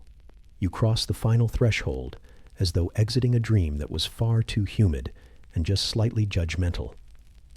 The caldarium is behind you now, with its sweating statues and overheated orators. Your body feels like it has been simmered in a slow stew of civic tradition and collective perspiration. There's a thin film of defeat beneath your towel, clinging to your lower back like an unpaid debt. You move through a corridor that smells faintly of olive oil, thyme, and resignation, following the flickering torchlight toward the next ordeal you have paid for in advance, the massage. The floor cools slightly underfoot. The heat hasn't entirely abandoned you. It lingers in your hair, under your knees, behind your ears. But now there's a strange sense of anticipation, the kind that usually precedes minor surgeries or family arguments. A man in the distance gestures without looking up, the way one might welcome cattle into a pen. You nod, which seems unnecessary since he doesn't return the gesture, and you approach the narrow bench covered in a towel that is both too thin and too damp to provide comfort or protection. You lie down. You are not prepared for the surface. It is not soft. It is not warm. It is not, in fact, anything remotely resembling what your spine was hoping for. The wood is unyielding and faintly sticky, as though it remembers every back that has ever touched it. You try to adjust your body so that the least bony parts bear most of the burden. It doesn't help. Your ribs press into the board with the slow intensity of regret. Your cheek rests on something that smells like aged myrrh and disappointment. You close your eyes, briefly, because keeping them open means accepting the flickering torch above you, which pulses with the rhythm of a dying insect. Then, without warning, always without warning, the massage begins. The hands arrive like a surprise inspection, firm, decisive, slightly damp. They land on your shoulders with all the tenderness of a tax collector, needing not so much muscle as memory. Your skin pulls in directions it didn't agree to. The masseur, a man of few words and fewer intentions to be gentle, seems to view your back as an ancient battlefield, and he is determined to excavate every last remnant of tension with the enthusiasm of a bored gladiator trying out a new move. There is oil, of course, a liberal amount, poured with the ceremony of a blessing and the temperature of betrayal. It slides across your back like a slow insult, seeping into your pores, binding you to the bench. Your skin is no longer your own. It is a landscape now, and he is the weather. The kneading continues, not in soothing circles, but in long, investigative strokes, as if your muscles are suspects and the masseur is determined to extract a confession. He presses into a knot near your shoulder blade that has likely been there since childhood. It retaliates with a sharp ache that travels down your spine and loops around your soul. You exhale through your teeth and hope he interprets that as gratitude. His thumbs dig into your lower back, right where your dignity used to live. There is a series of quick, rhythmic compressions that feel like you're being patted down for secrets. Your vertebrae respond by shifting slightly, like tired tiles on an old roof. One of them cracks, or sighs. It's unclear. The masseur grunts in what might be approval. You do not. You are too focused on not letting your left eye twitch in protest. The oil spreads farther, reaching the curve of your sides, the delicate edge of your ribs.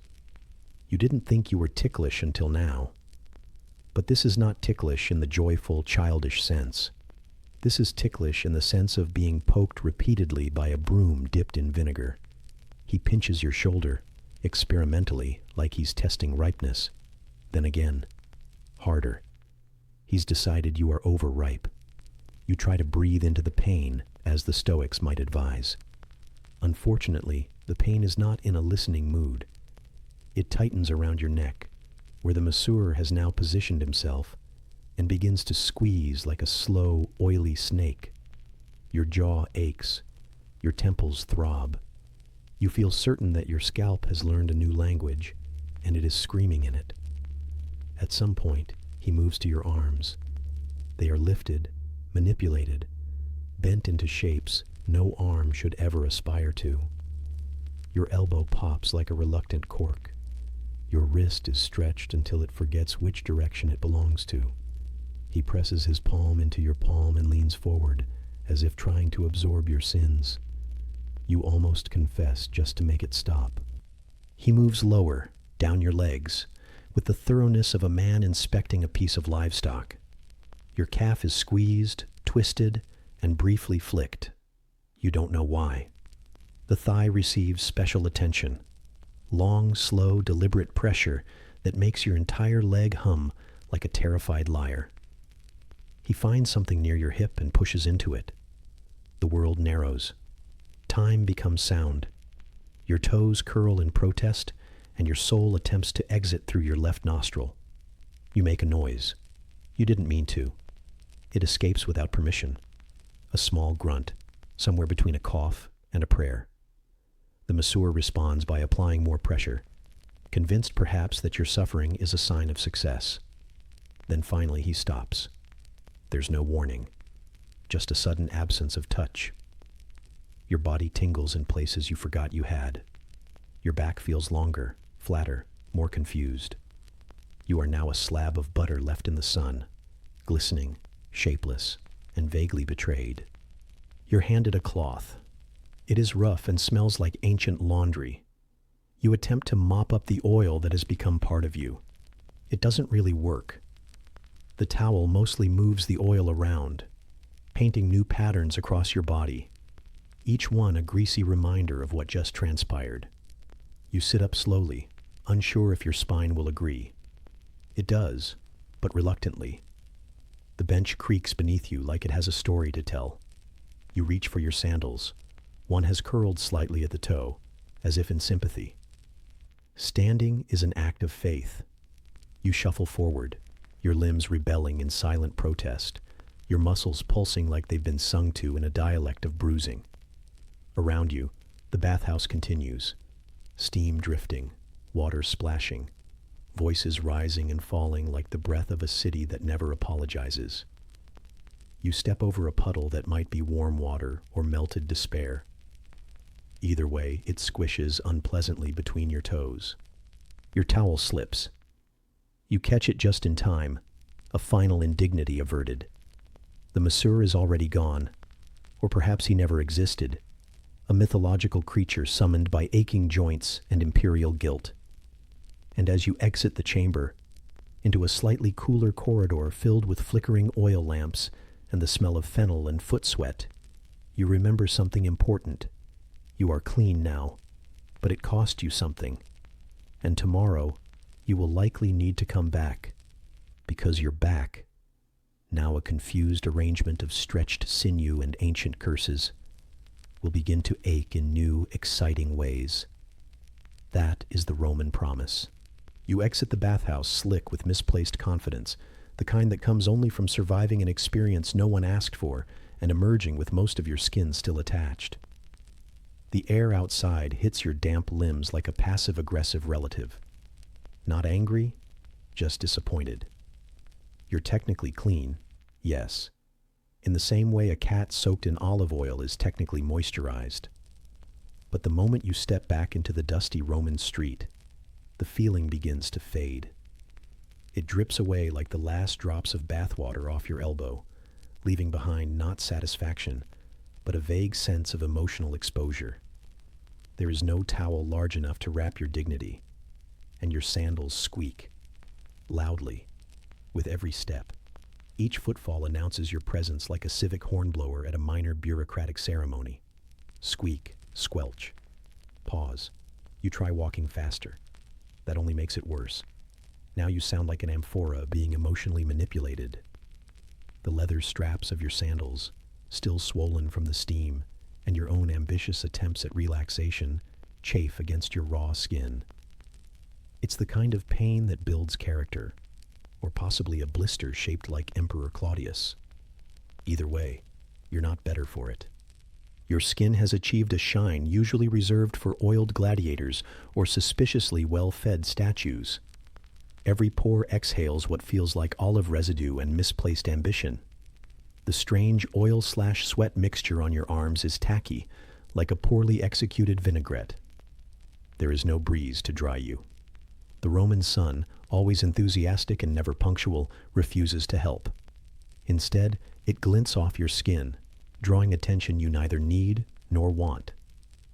A nearby pigeon regards you with suspicion, possibly because you now smell edible, or because your sandals squeaked too close to its personal space. You attempt to walk with purpose, as if you're headed to an appointment, or perhaps an important whine about municipal grain prices. But there's no escaping the squelch. Each step is a reminder of how communal hygiene does not always equate to personal clarity. You pass a man who looks cleaner than you ever hoped to be. His toga is crisp. His eyes are smug. You consider hurling your sandal at him, but you doubt it would come off cleanly. It would probably emit one last mournful squeak and flop, wetly, at his feet. He's not worth the effort. The street is its usual sensory ambush. The smell of fresh-baked bread taunts your stomach, which has just remembered it exists. That hunger was momentarily silenced by the awkward intimacy of being scraped like a moldy carrot by a strigil-wielding stranger. But now that memory is fading into the background, replaced by the more immediate reality that you have burned more calories in nervous sweating than you consumed in the last 3 days. Still, you're reluctant to stop at a vendor while glistening like a roast pig at a Saturnalia feast. There are standards, even here. You pause near a crumbling pillar, trying to adjust your tunic without touching yourself too much. It clings. Fabric should not cling. It should drape. It should flow. It should respond to gravity with resignation. Yours responds with defiance. It puckers at odd angles and emphasizes body parts you don't think need architectural attention. The belt that once felt snug now seems to be playing a game of psychological warfare, tightening and loosening of its own volition, like a snake with boundary issues. A neighbor passes you. You know her. She sells figs. She gives you a once-over and a noise, not a word, a noise. It hovers between hump and tesk, loaded with implications you don't have the energy to decode. She smells faintly of vinegar and moral superiority. You try to nod politely, but the gesture is intercepted mid-air by the squelch of your left sandal. You continue walking. The warmth of your bath has betrayed you. Rather than settling into a comfortable glow, it curdles into fatigue. Your muscles feel like boiled linen. Your shoulders slump from the weight of cleanliness earned through endurance, not joy. You feel, for lack of a better phrase, spiritually damp, as if the bath didn't just strip you of dirt, but of one additional invisible layer of self-esteem. What remains is exposed and pink, like a peeled grape, blinking against the daylight. A child runs past you laughing. He's filthy. His feet are bare. He's winning. You envy him momentarily. Then you realize he's eating something that might once have been bread, now unidentifiable through layers of ash, snot, and joy. You no longer envy him, but you still admire his energy. You reach a shaded colonnade and sit. The stone is cool, and for once, that's welcome. The squeaking sandals rest beside you, slightly mocking in their silence. You consider removing your tunic altogether, but then you remember the shame of public scrutiny and the chill of being too confident. You tug at the edge of the fabric, adjusting nothing, solving nothing. Your skin sticks to itself in unfortunate crevices. You think about all the effort that went into this feeling of nothingness. The baths, the scraping, the steam, the uncomfortable man discussing poetry too close to your thigh. And for what? A sheen that already smells like old parsley and regret. A dog approaches and sniffs your foot with disapproval. Then it turns and relieves itself on the nearby pillar. You try not to take it personally. The shade begins to fade as the sun slides toward its next performance. You know the tailor will be open soon. You dread it. The measuring, the unsolicited commentary, the absolute certainty that whatever you purchase will itch in a way that suggests it holds a personal grudge. But you'll go, because you're Roman. And Romans complain, yes, but they also endure. They endure scratchy tunics and misfired massages and sandals that squeak through entire neighborhoods. You endure too, because the alternative is admitting none of this makes sense, and that would be too modern.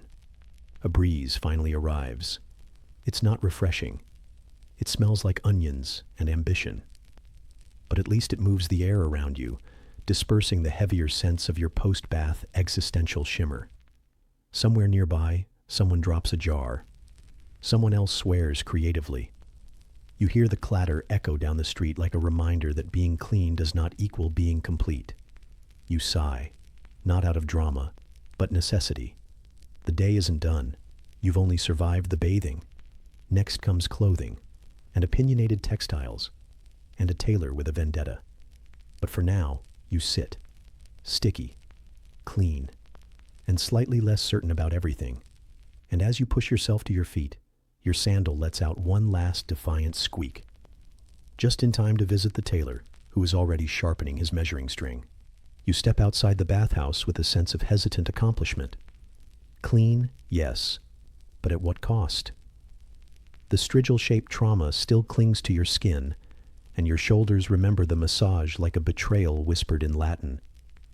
Every step you take is accompanied by the gentle squelch of damp sandals, as if the footwear itself is quietly weeping. Your tunic, stiff from previous days of use and now insulted by your temporary cleanliness, clings to your back like a resentful second skin. You are, by all external measures, refreshed.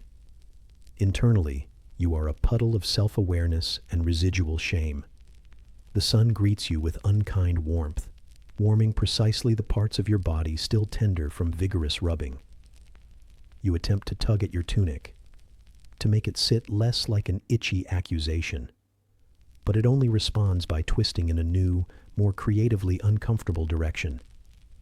The neck hole droops to one side as if giving up, while the hem curls slightly, exposing a knee that no one, including you, wanted to see this early in the day. You sigh, a sound that escapes you like ancient air from a cracked amphora. It's time. You need a new tunic, something that doesn't carry the emotional memory of last month's lentil spill, or the faint outline of yesterday's public sweating. The tailor's street is not hard to find. You simply follow the thread of complaints woven through the air like a tapestry of grumbling. Around the corner, past a man loudly berating a fig seller for the sins of unripe produce. The smell of dyed wool and ambition wafts toward you. The scent is unmistakable, a potent combination of vinegar, lanolin, dust, and expectations. Your feet, still damp from earlier vulnerability, hesitate as they step over the threshold, as if even they are unsure this is worth it.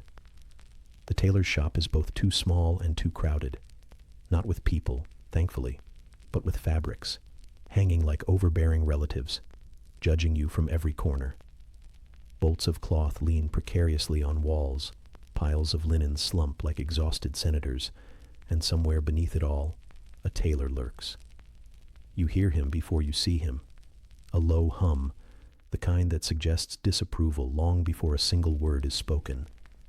When he does emerge, suddenly, and at a distance so close it startles your soul. He measures you first with a glance, then with a string, and finally with a sniff that suggests you've made several lifestyle choices he wouldn't recommend. The fitting process is not a collaborative effort. You stand there, arms out like a wilted statue, as hands that smell faintly of sheep and stronger of sass tug, pull, and jab at you with the grace of someone settling a grudge. The measuring string is not soft. It slices around your waist with all the tenderness of a tax collector. He mutters numbers under his breath, though you suspect some of them are just insults in numeric disguise. You try to explain what you want. Nothing too fancy. Just something modest. Modest in this case meaning affordable, breathable, and not immediately humiliating. He waves off your words with a flick of fabric that somehow manages to look aristocratic. Linen, he says, though not really to you, is essential. You nod, unsure if this agreement makes you complicit in something costly. Wool? Perhaps. But imported wool is, for senators and men who enjoy the sound of their own coughing. You are tragically neither. He disappears behind a curtain of fabric and re-emerges with something that is technically a tunic. It's a shade of beige that manages to look both ancient and disillusioned. He holds it up like an offering. You attempt to assess it, but the lighting in here seems to work solely in the garment's favor, muting wrinkles and disguising flaws the way Rome disguises sewage with perfume and mosaics. He ushers you behind a screen, which is more symbolic than effective, and you change. The tunic goes on like a trap. The neck hole is just wide enough to allow entry, but not generous enough to prevent a mild panic. Your head pokes through, hair immediately flattened into post-bath resignation. The sleeves, if they can be called that, end somewhere near your elbow, which the tailor assures you is the height of practical elegance. You feel more like a sausage wrapped in disappointment. The wool itches in slow motion. Not all at once. It starts with a tickle at the base of your spine, then migrates to your shoulder blades, then pauses for dramatic effect before attacking your collarbone with the passion of a drunken orator.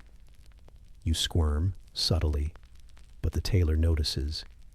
He smirks like a man who has seen too many customers lose battles with their own garments.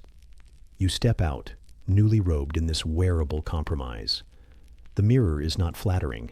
It is honest, which is somehow worse. You resemble a provincial statue that's been redressed by someone unfamiliar with human anatomy. Still, you pretend to admire it, partially out of politeness, partially out of defeat. You ask the price. He names a figure that includes not just coins, but perhaps a piece of your identity. You hesitate, visibly. He shrugs, as if to say, "You'll be judged either way. Might as well look slightly more symmetrical while it happens." You pay. With coin and with quiet.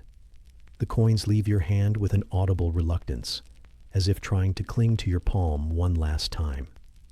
The tailor wraps your old tunic in butcher paper, as if it's being sent off for cremation. You leave wearing the new one, its seams stiff, its hem accusatory. Outside, the wind picks up, pressing the fabric against your body in all the ways you wish it wouldn't. You pass the fig seller again. He's still arguing, this time with a new victim. Someone sneezes in the distance, and you realize this tunic is ever so slightly transparent in sunlight.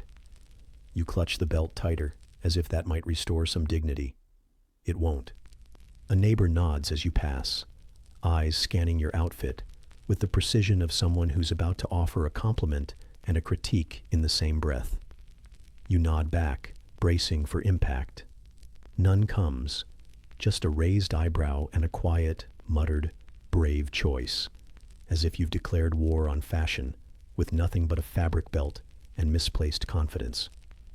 The walk home is quieter. Your sandals, finally dry, creak like old bones with each step. The tunic rubs at your neck, where the collar has chosen to rebel. You are poorer now, slightly warmer, more visibly beige. And yet somehow, this is a Roman victory. You have navigated commerce, fashion, and shame in one outing. You arrive home to find your sibling laughing at something. A story? A goat? The absurdity of your reflection? You don't ask.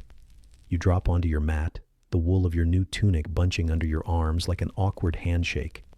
You are clean, clothed, and poorer. Somewhere nearby, someone drops a jug of wine and curses at the resulting stain as though it were a personal betrayal. You sigh. Rome, in its grandness, leaves no room for subtle suffering. Even your threads now carry judgment. And as the sunlight leans across the uneven wall, warming the fibers of your itchy new purchase, you find yourself wondering, what fresh indignities will lunch bring? The tunic still itches. That is your first mistake. You allowed the tailor's handiwork to settle onto your skin like punishment disguised as clothing. And now your shoulders are engaged in a silent rebellion. The neckline clings to your throat, like it's suspicious of your intentions, and the hem insists on drifting up at inopportune moments, exposing your knees to the judgmental breeze that sweeps in from the east like an insult with wind chill. The belt you tied earlier has somehow tightened itself, as if it too disapproves of your existence. With every step, it digs a little deeper into your stomach, as though trying to remind your organs that even they aren't welcome. You're walking along a street you've walked countless times, but today you've decided to voice your discontent. Not all of it. That would take until dusk. Just the hem chafing. Maybe the price of olives. Something manageable. A minor complaint to share with the morning, like tossing a small stone into an already turbulent pond. Just enough to feel heard, to exhale, to be Roman. And so, in a moment of bravery, or exhaustion masquerading as courage, you draw breath. It's a breath filtered through dust, donkey scent, and someone's leftover garum dream. But it's your breath, and you claim it. You begin the sacred ritual of Roman venting. You murmur something about how tunics used to fit better, how tailors used to care, how the weave is tighter than your last bowel movement, how you remember when cloth was meant for humans, not statues with dislocated joints. But you are not alone. Rome, as always, is listening, and Rome, as always, interrupts. The man beside you, who up until this point was devoting himself to the task of existing in silence, now exhales with the force of a philosophy student who's just been asked what time it is. Try living with 3 sons and a mother-in-law who believes she invented weaving, his sigh declares. You've said nothing to him directly, but that doesn't matter. Complaining is a group activity here. It's less communication and more chorus. Your misery opens the door, and the entire neighborhood floods in without wiping their sandals. The woman carrying a basket of turnips chimes in next. Something about her rent going up again. Something about how the landlord insists it's because of the new mosaic in the atrium, even though the mosaic depicts a fish with an unfortunate expression. She does not like the fish. She does not like the rent. She does not like Mondays, though the Roman calendar is barely aware of their existence. And still, she does not stop walking. No one ever stops walking. That would make it a conversation. This is different. This is a procession of groans stitched together by proximity. A child mutters something about figs being smaller this season. You're unsure whether the child is genuinely concerned or just mimicking the ambient adult tone of disappointed endurance. Either way, his tunic is too short and his nose is running, so he qualifies to join the chorus. He even adds a sniffle for emphasis. As you trudge forward, the air grows heavier, not with humidity, but with shared dismay. It's as though the very atmosphere has thickened with grievances. You pass a man leaning against a column, polishing an already clean sandal, who mutters bitterly about aqueduct schedules. Not that they've changed, just that they exist. And he remembers a time when water was cold and came when it felt like it. Now it's warm and punctual, he sighs. You nod, involuntarily. You don't know this man. He might be mildly unhinged, But he's part of the communal groan now, and so are you.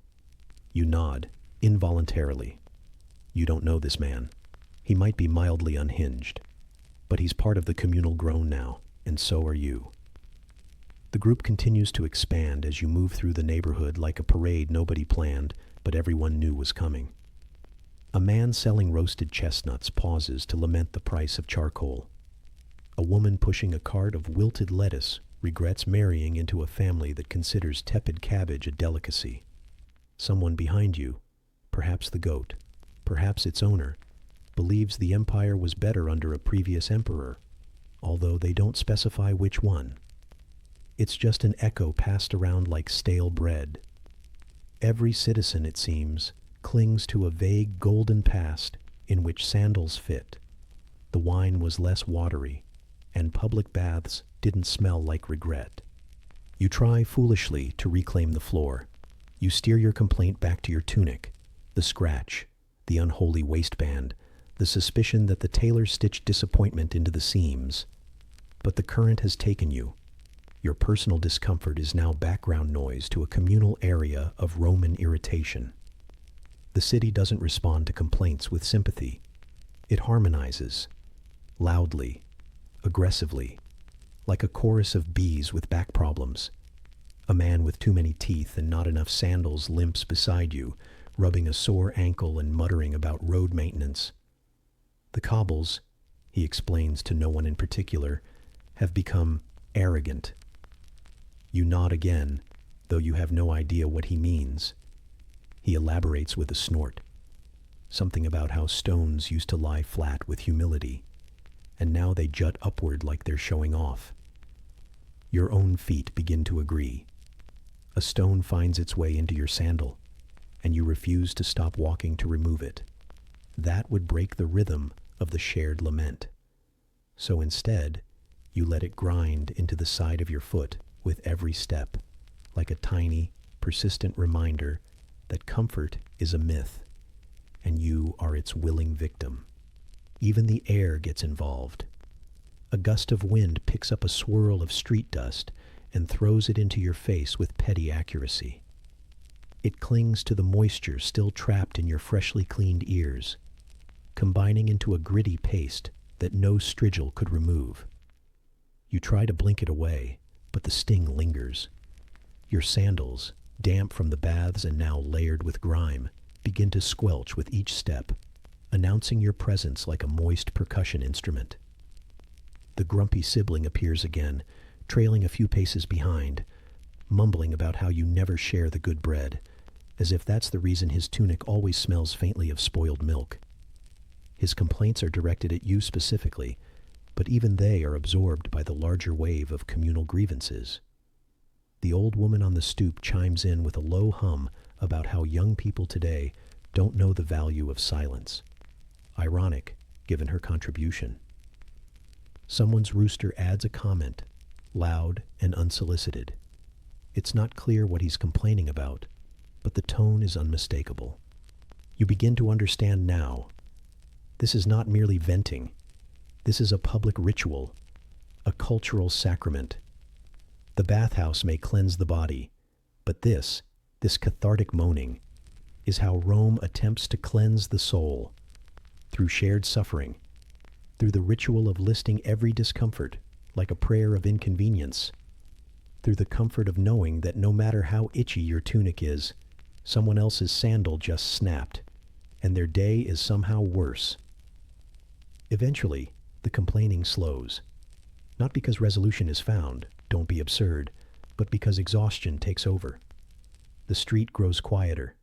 People peel off, one by one, returning to their tasks, their homes, their cartfuls of turnips, and existential dread.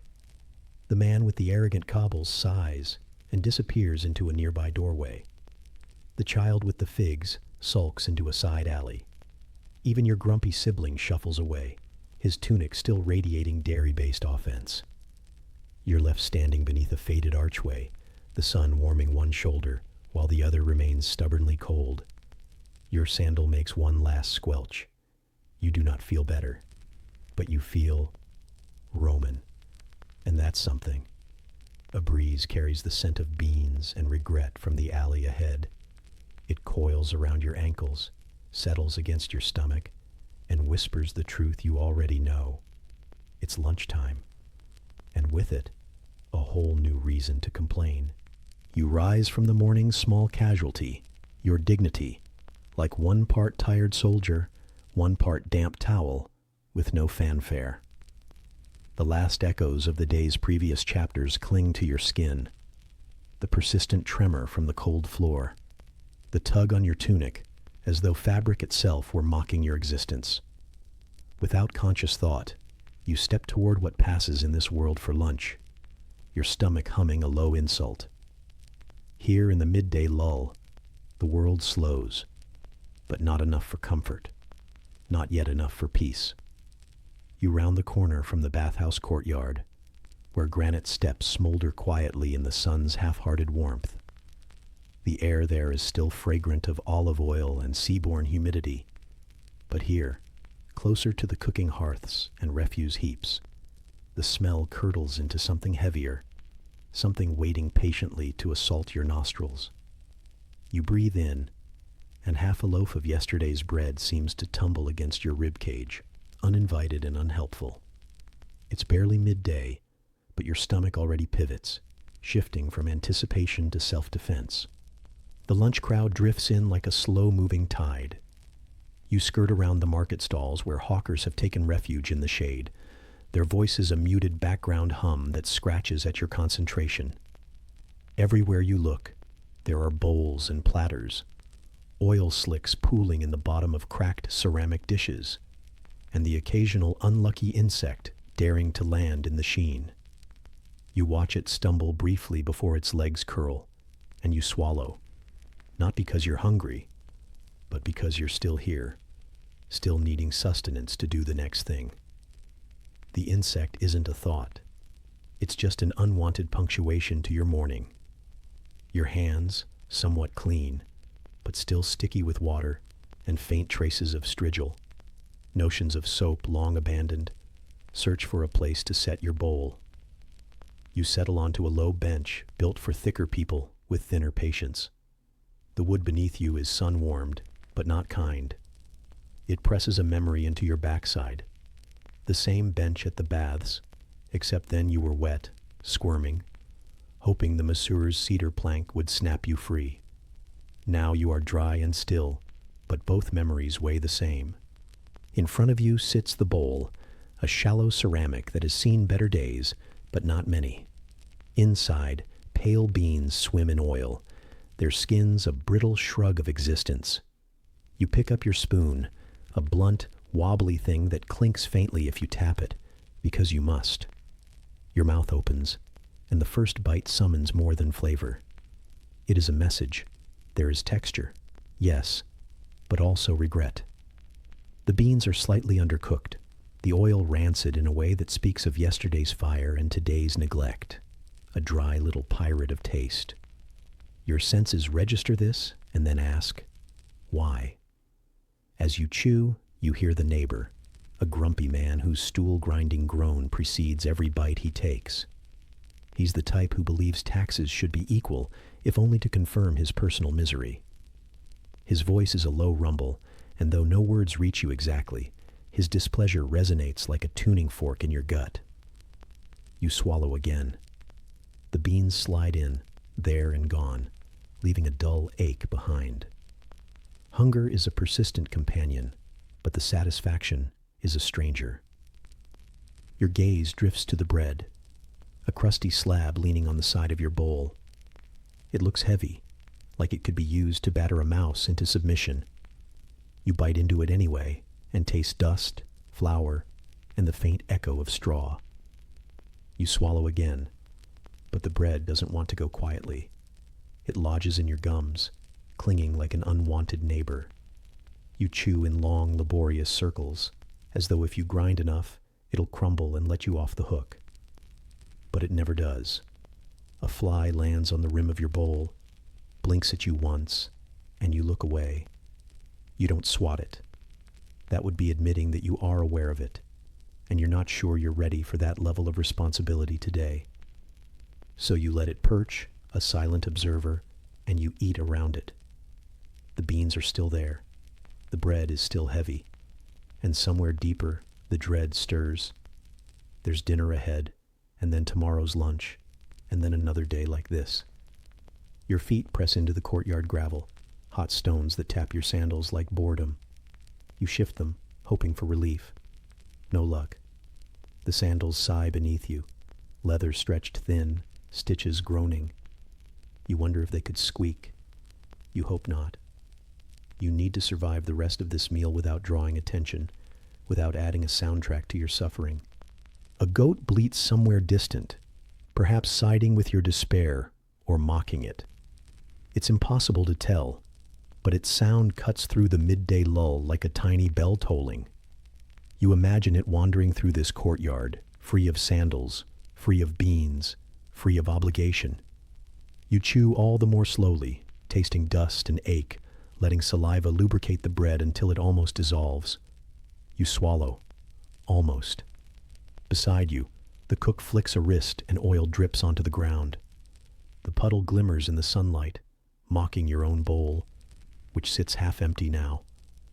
You think that if you could flick a wrist too, if you could just dump this bowl into the dust and walk away, you might. But then you remember the grumpy neighbor's eyes, the cooking thieving of tomorrow, the necessity of it all. So you lift the bowl again and take another spoonful. Oil slides down your throat. You taste it for a long moment. You remind yourself that someone paid for this, that you paid for this, that you need this. You chew. You swallow. The bean skin cracks between your teeth with a faint pop that echoes in your head. Pop, pop, pop. A rhythm of tiny failures. You rise then, without warning. The bench protests quietly beneath you. You set the bowl down, deliberately, as though there might still be a moment of dignity left in the act. But dignity is gone. All that remains is the residual oil on your fingertips, slick as grease and twice as unwanted. You wipe your fingers against your tunic and feel the damp where the fabric had absorbed someone else's sweat, someone else's lunch, someone else's regrets. You wonder if it all washes out. Your stomach churns again, not from indigestion, but from a deeper dissatisfaction. You realize that this meal is more than sustenance. It is ritual, a ceremony of endurance, a testament to living in a world indifferent to flavor, to comfort, to relief. Roman lunch is a test without end. Without a word, you turn away and step out of the courtyard into the street. The sun catches the sheen of oil on your hands, and it glints like an accusation. You pull your tunic sleeve down a little further, hoping to blot it out, hoping to feel less visible. But visibility has been washed away. What remains is just you, and the lingering taste of beans. Your sandals echo over the stones as you walk, sound minimal but present. Your stomach groans once, half lament, half laughter, an ironic soundtrack to your departure. A neighbor coughs behind a shuttered window, a reminder that someone else is living this too. And yet the anticlimax of midday is complete. You've chewed the dust, consumed the regret, and carried it inside. The rest of the day will ask more of you, and you will give more, because you must. So you continue, buffet of bland oil and broken bread tucked away, stepping toward the next relentless task. Ahead looms a world impatient for movement, for complaints, for the endless churn of life. But now, for just a moment, your stomach quiets. Your feet slow their taps. The day invites you forward. You exhale, not relief, but acceptance. And as you walk, the echo of beans and regret settles into your bones, a residue you'll carry until tonight's dinner, and beyond. A reminder that each bite shapes the day, but it never satisfies. And the next spoonful looms, waiting. Your breath drifts softly out, carrying the echo of midday, the last taste of oil, the promise of the next complaint, and you step into its quiet pull. The road is not far. That's what you tell yourself, over and over, as if repetition will somehow shorten the distance. As if God, annoyed by your whining, will simply scoop up the via whatever it's called and deposit it right at your door. But he don't. The road remains where it always has been, stretching endlessly ahead of you like a sun-baked promise of discomfort. The sandals, of course, are part of the problem. They always are. You were told they were practical. You were told they were refined. You were told they were all the rage this season, though the concept of fashion in Rome seems to involve little more than deciding which shade of brown your foot-binding punishment should come in. The truth is, these sandals are little more than leather strings pretending to be footwear. The soles are thin, barely thicker than regret. And the straps, oh, the straps, cut into your feet like you're being slowly excommunicated by your own shoes. The street is unforgiving. It is a mosaic of uneven stones, shattered pottery, animal droppings, and something suspiciously soft you hope was only a fig. The stones jab at your feet through the soles, each step a personal insult. The longer you walk, the more your heels complain in a language composed entirely of throbs and blisters. There is no graceful stride here, only the careful, pitiful shuffle of a person desperately trying to avoid stepping on something ancient, sharp, or ex-living. And it's hot, not just warm, not just Roman afternoon warm. No, the sun has apparently declared a personal vendetta against the tops of your feet, which, thanks to the open sandal design, are now being toasted like flatbread. You can feel the leather heating up, softening, then tightening again as if it, too, has ambitions of contributing to your suffering. Sweat forms in your armpits and refuses to leave. It crawls downward, sticky and slow, collecting in all the wrong places. You'd complain, but you already did that earlier, and everyone just joined in. There are sounds around you. Vendors yelling about fish that clearly died last week. Donkeys braying with more soul than the street musicians. And children chasing each other with sharp sticks that legally might still count as toys. Somewhere nearby, someone is grinding grain. Somewhere else, someone is beating laundry against a rock with the vigor of a person avenging their ancestors. You try to tune it out, but it's impossible. Rome is never quiet. Even its silences have background noise. You pass an old woman who spits near your feet and mutters something about youth these days, despite your visible limp and the open wound forming on your toe. You nod politely and keep walking. Slower now, much slower. Not because you're polite, but because you're fairly certain if you stop, your calves will seize like overboiled lentils. The sun shifts slightly. Not that it helps. The shadows fall in all the wrong places. Your feet keep finding the sunniest stone.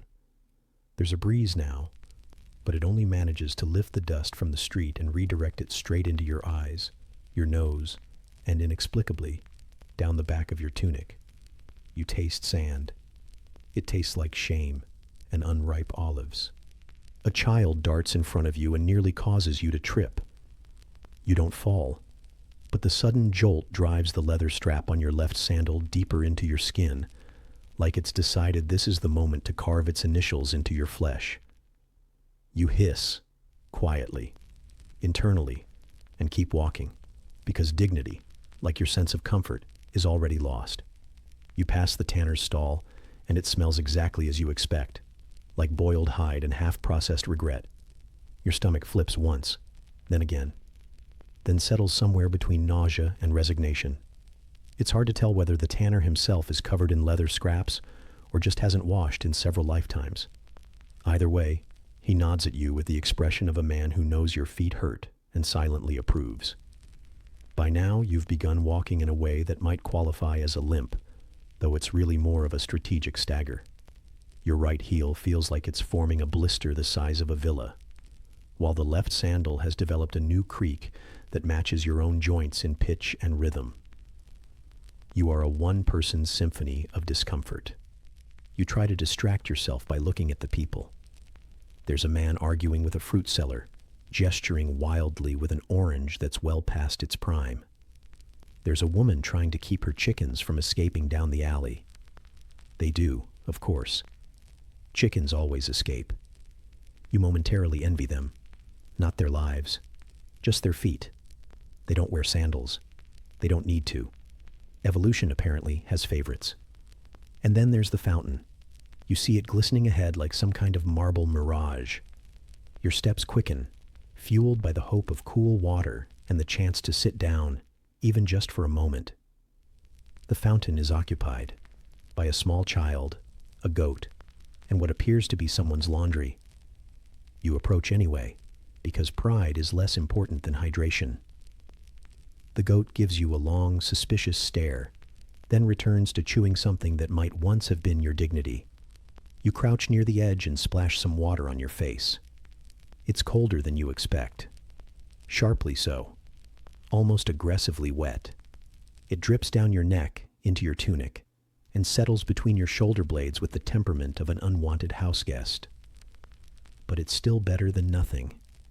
You wet your hands, glance down at your feet, and decide against removing your sandals to cool them.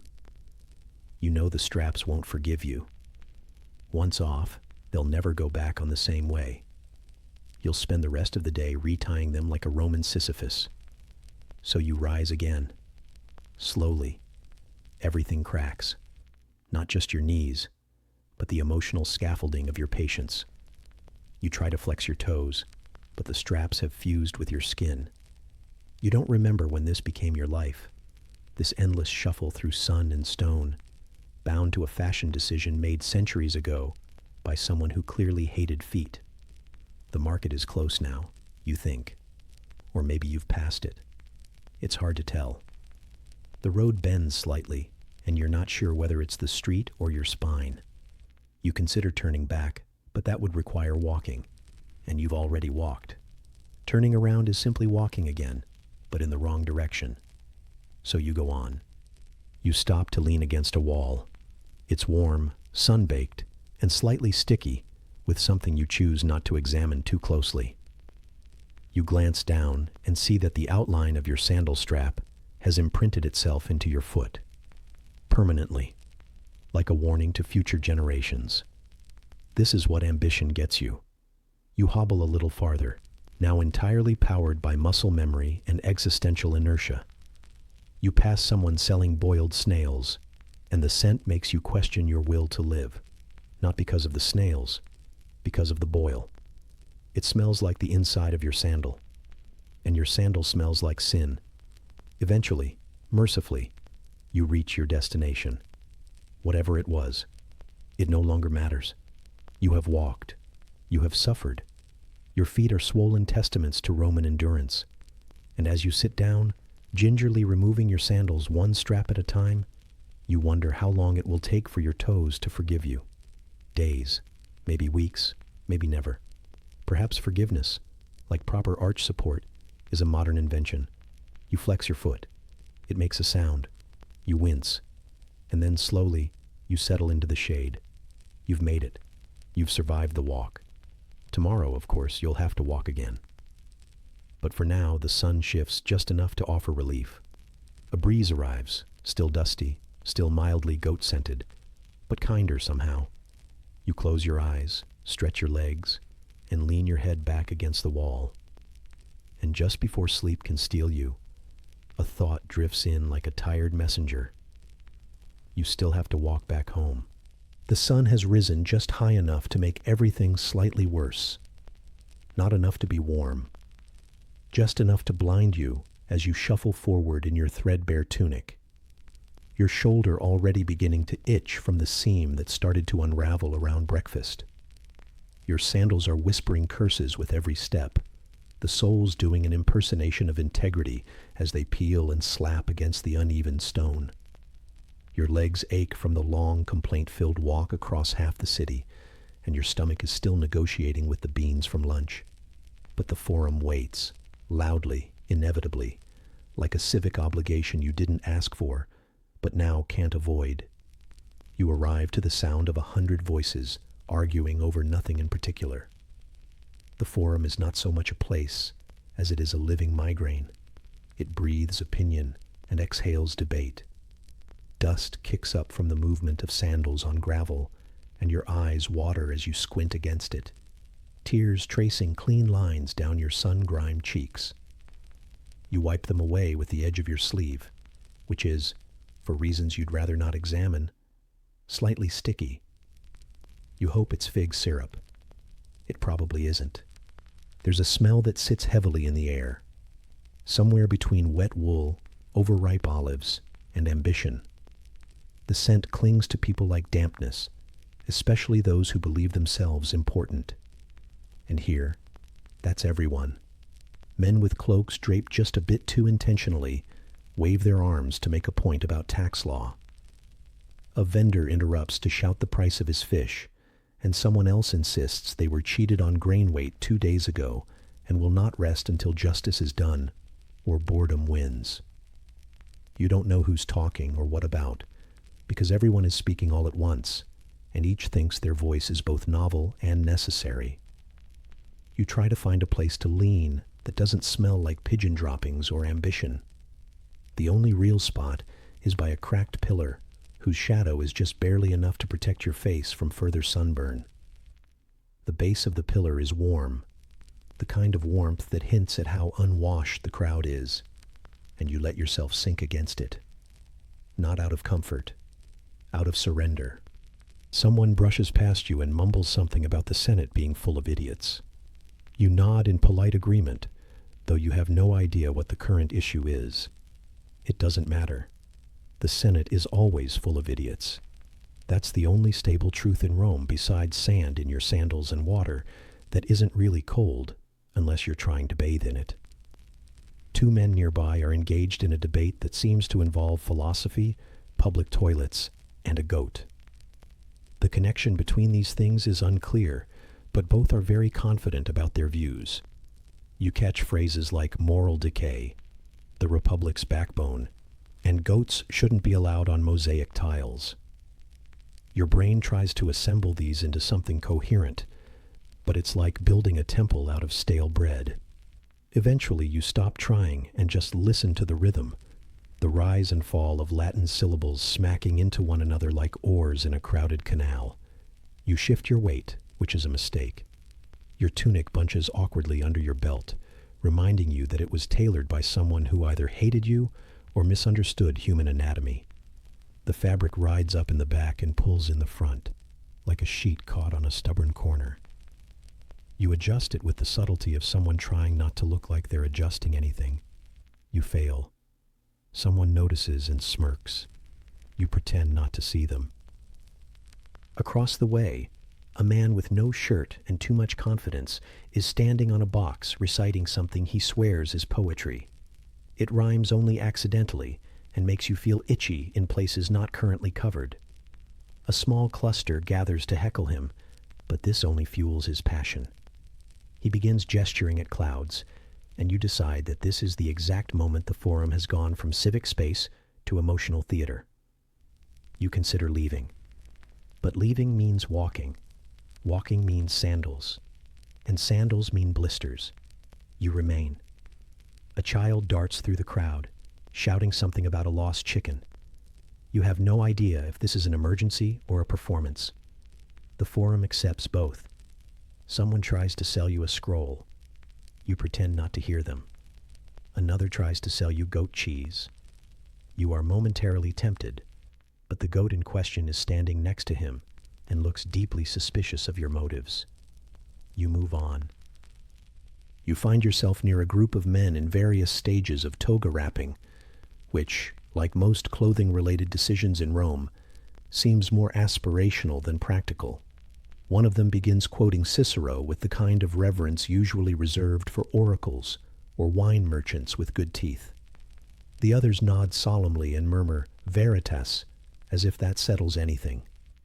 You too nod, but mostly because you're tired of standing still, and nodding is the only socially acceptable movement left to you. Someone begins playing a flute nearby, and you realize with a slow sense of betrayal that it is, in fact, the same 3 notes on loop. The musician has no interest in variation or restraint. It becomes the soundtrack to your personal unraveling. You begin fantasizing about a quiet alley, or perhaps just a hole, any hole, one where opinions cannot echo. Your foot begins to cramp. The sandal strap, which earlier had merely been cutting off circulation, now seems to be actively attempting sabotage. You discreetly shift your heel, only to feel a pebble that has apparently been living inside your soul like a tiny tenant, paying rent in pain. You try to evict it by dragging your foot backward, but all this does is draw a small crowd of ants and the attention of a dog that thinks you're playing. You are not playing. You look up, hoping to catch the sky doing something dramatic. It is not. It is just there. Blue. Indifferent. The kind of sky that judges you quietly while you try to pretend you're a functioning adult. A bird flies overhead and misses your shoulder by an amount that feels personal. Eventually, the noise becomes background. The way hunger fades when it becomes permanent. You stop parsing words. The forum just hums, a steady, vibrating tide of grievances, debates, posturing, and philosophy practiced with all the nuance of a thrown cabbage. Your legs feel like furniture left too long in the rain. Your ears feel like sponges left in vinegar. You are officially full of Rome, in the same way a cloak is full of fleas. And yet, beneath the exhaustion, there's a strange comfort, a kind of chaotic rhythm to it all, the warmth of collective discontent, the poetry of shared displeasure. If everyone's complaining, at least no one's alone. You lean harder into the pillar and let the noise carry you, not upward, not outward, just sideways, like being slowly rolled in flour and regret. The forum continues around you, like a civic storm that never ends, just shifts shape. Eventually you decide to move, not out of desire, out of necessity. Your stomach has begun whispering ominous things, and you remember, with a kind of slow, creeping dread, what's coming next. Lunch. And lunch, as you know too well, involves beans. With regret already stirring, you peel yourself from the stone and begin the slow shuffle toward the scent of food and the promise of indigestion. A breeze follows behind you, thick with debate and garlic. You do not look back. You have complaints to file, in your stomach, your sandals, and your soul. But first, beans. Always the beans. The walk back from the forum still echoes in your knees, which by now feel like two exhausted figs wrapped in threadbare linen. Your tunic clings slightly to the sweat that hasn't quite dried, and your new sandals are performing a duet of creaks and groans, as if they too need a nap. You envy them. You wish to lie down, not forever, just long enough to forget the sound of that one vendor who spent the better part of an hour shouting about pickled beets. You'd never cared for pickled beets before. Now you despise them on a spiritual level. You push open the heavy wooden door and let it close with the soft thud of resignation. The apartment, if it can be called that, is dim and overly warm. One wall is sweating, or maybe it's you.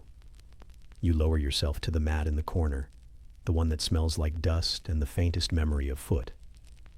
It's not soft, but compared to the forum, it feels like luxury.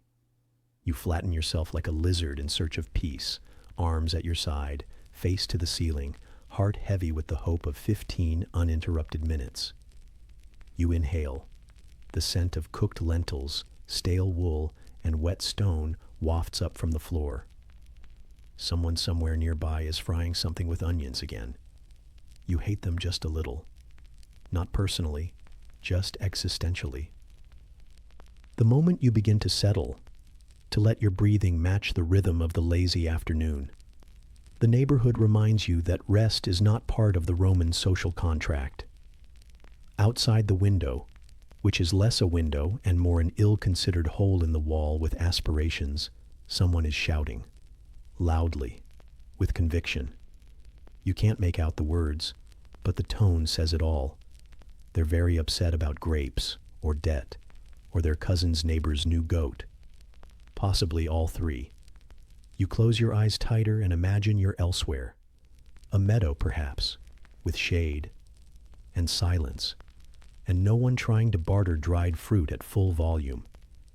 But imagination is no match for Rome's reality. A child begins screaming. Not crying, screaming. The kind of wild, high-pitched banshee wail that only the under 5 and possessed can achieve.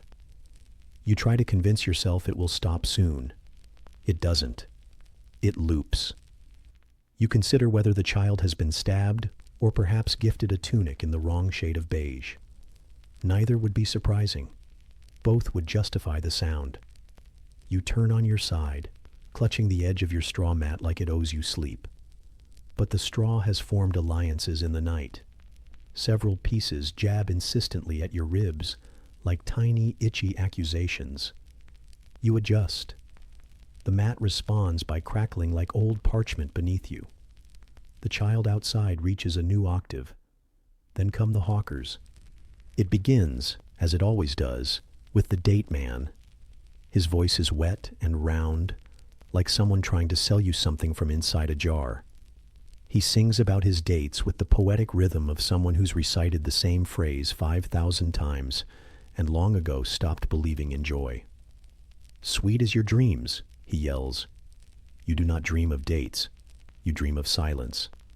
Next, the fishmonger, a man who speaks as if addressing a deaf person. He has 2 fish, and they are apparently incredible. He mentions this several times, loudly, then in Latin, then in Greek. Just in case your dreams were bilingual. You roll onto your back. The roof creaks. Someone is walking overhead, possibly the old woman with the limp who somehow weighs as much as philosophical despair. Her sandals drag. 1, 2, pause, 3. You count her steps like a monk with a death wish. It doesn't help. The sun outside is blinding even behind your closed eyelids. It leaks through the cracks in the shutter and paints odd, shifting lines across the room, like someone is sketching bad ideas on your walls. The air is thick and unmoved, like warm cheese that's been left on a windowsill too long. You long for a breeze, even the faintest suggestion of wind. You shift again. Your elbow finds a pebble embedded in the mat. You ponder its journey. Was it always here? Did it arrive with the straw? Is it part of a Roman plot to destroy the concept of comfort altogether? There is a sound like a dozen amphorae shattering. You jolt slightly. It was just someone dropping pottery 2 buildings over. No one rushes to help. No one even stops shouting. This is normal. This is life. You sit up briefly and glance around. Nothing has changed. The wall is still sweating. The mat is still angry. Somewhere, a dog has joined the chorus. It barks like it's been wronged personally by the Senate. You lie back down, arms flung wide like a martyr to exhaustion. You try counting. Not sheep. That would be too luxurious. You count sandals, ones that blister, ones that squeak, ones that cost a week's wages and still feel like they're made of old rope and hope. It doesn't help. You press the heel of your palm to your eyes. A neighbor coughs 3 times and spits something into a bucket. You hear it land. You imagine it's not your problem. You know it is. Someone yells about figs. This sets off a chain reaction. Another vendor joins in, claiming his figs are superior, possibly divine. A third demands you taste his before judging. You want to shout that you're not judging?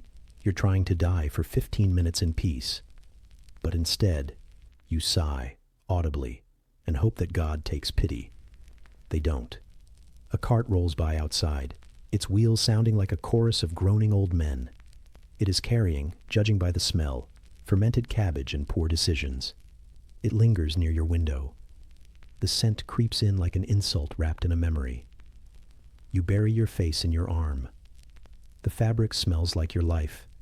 Sweat, olive oil, and the persistent disappointment of having hoped for a nap in Rome.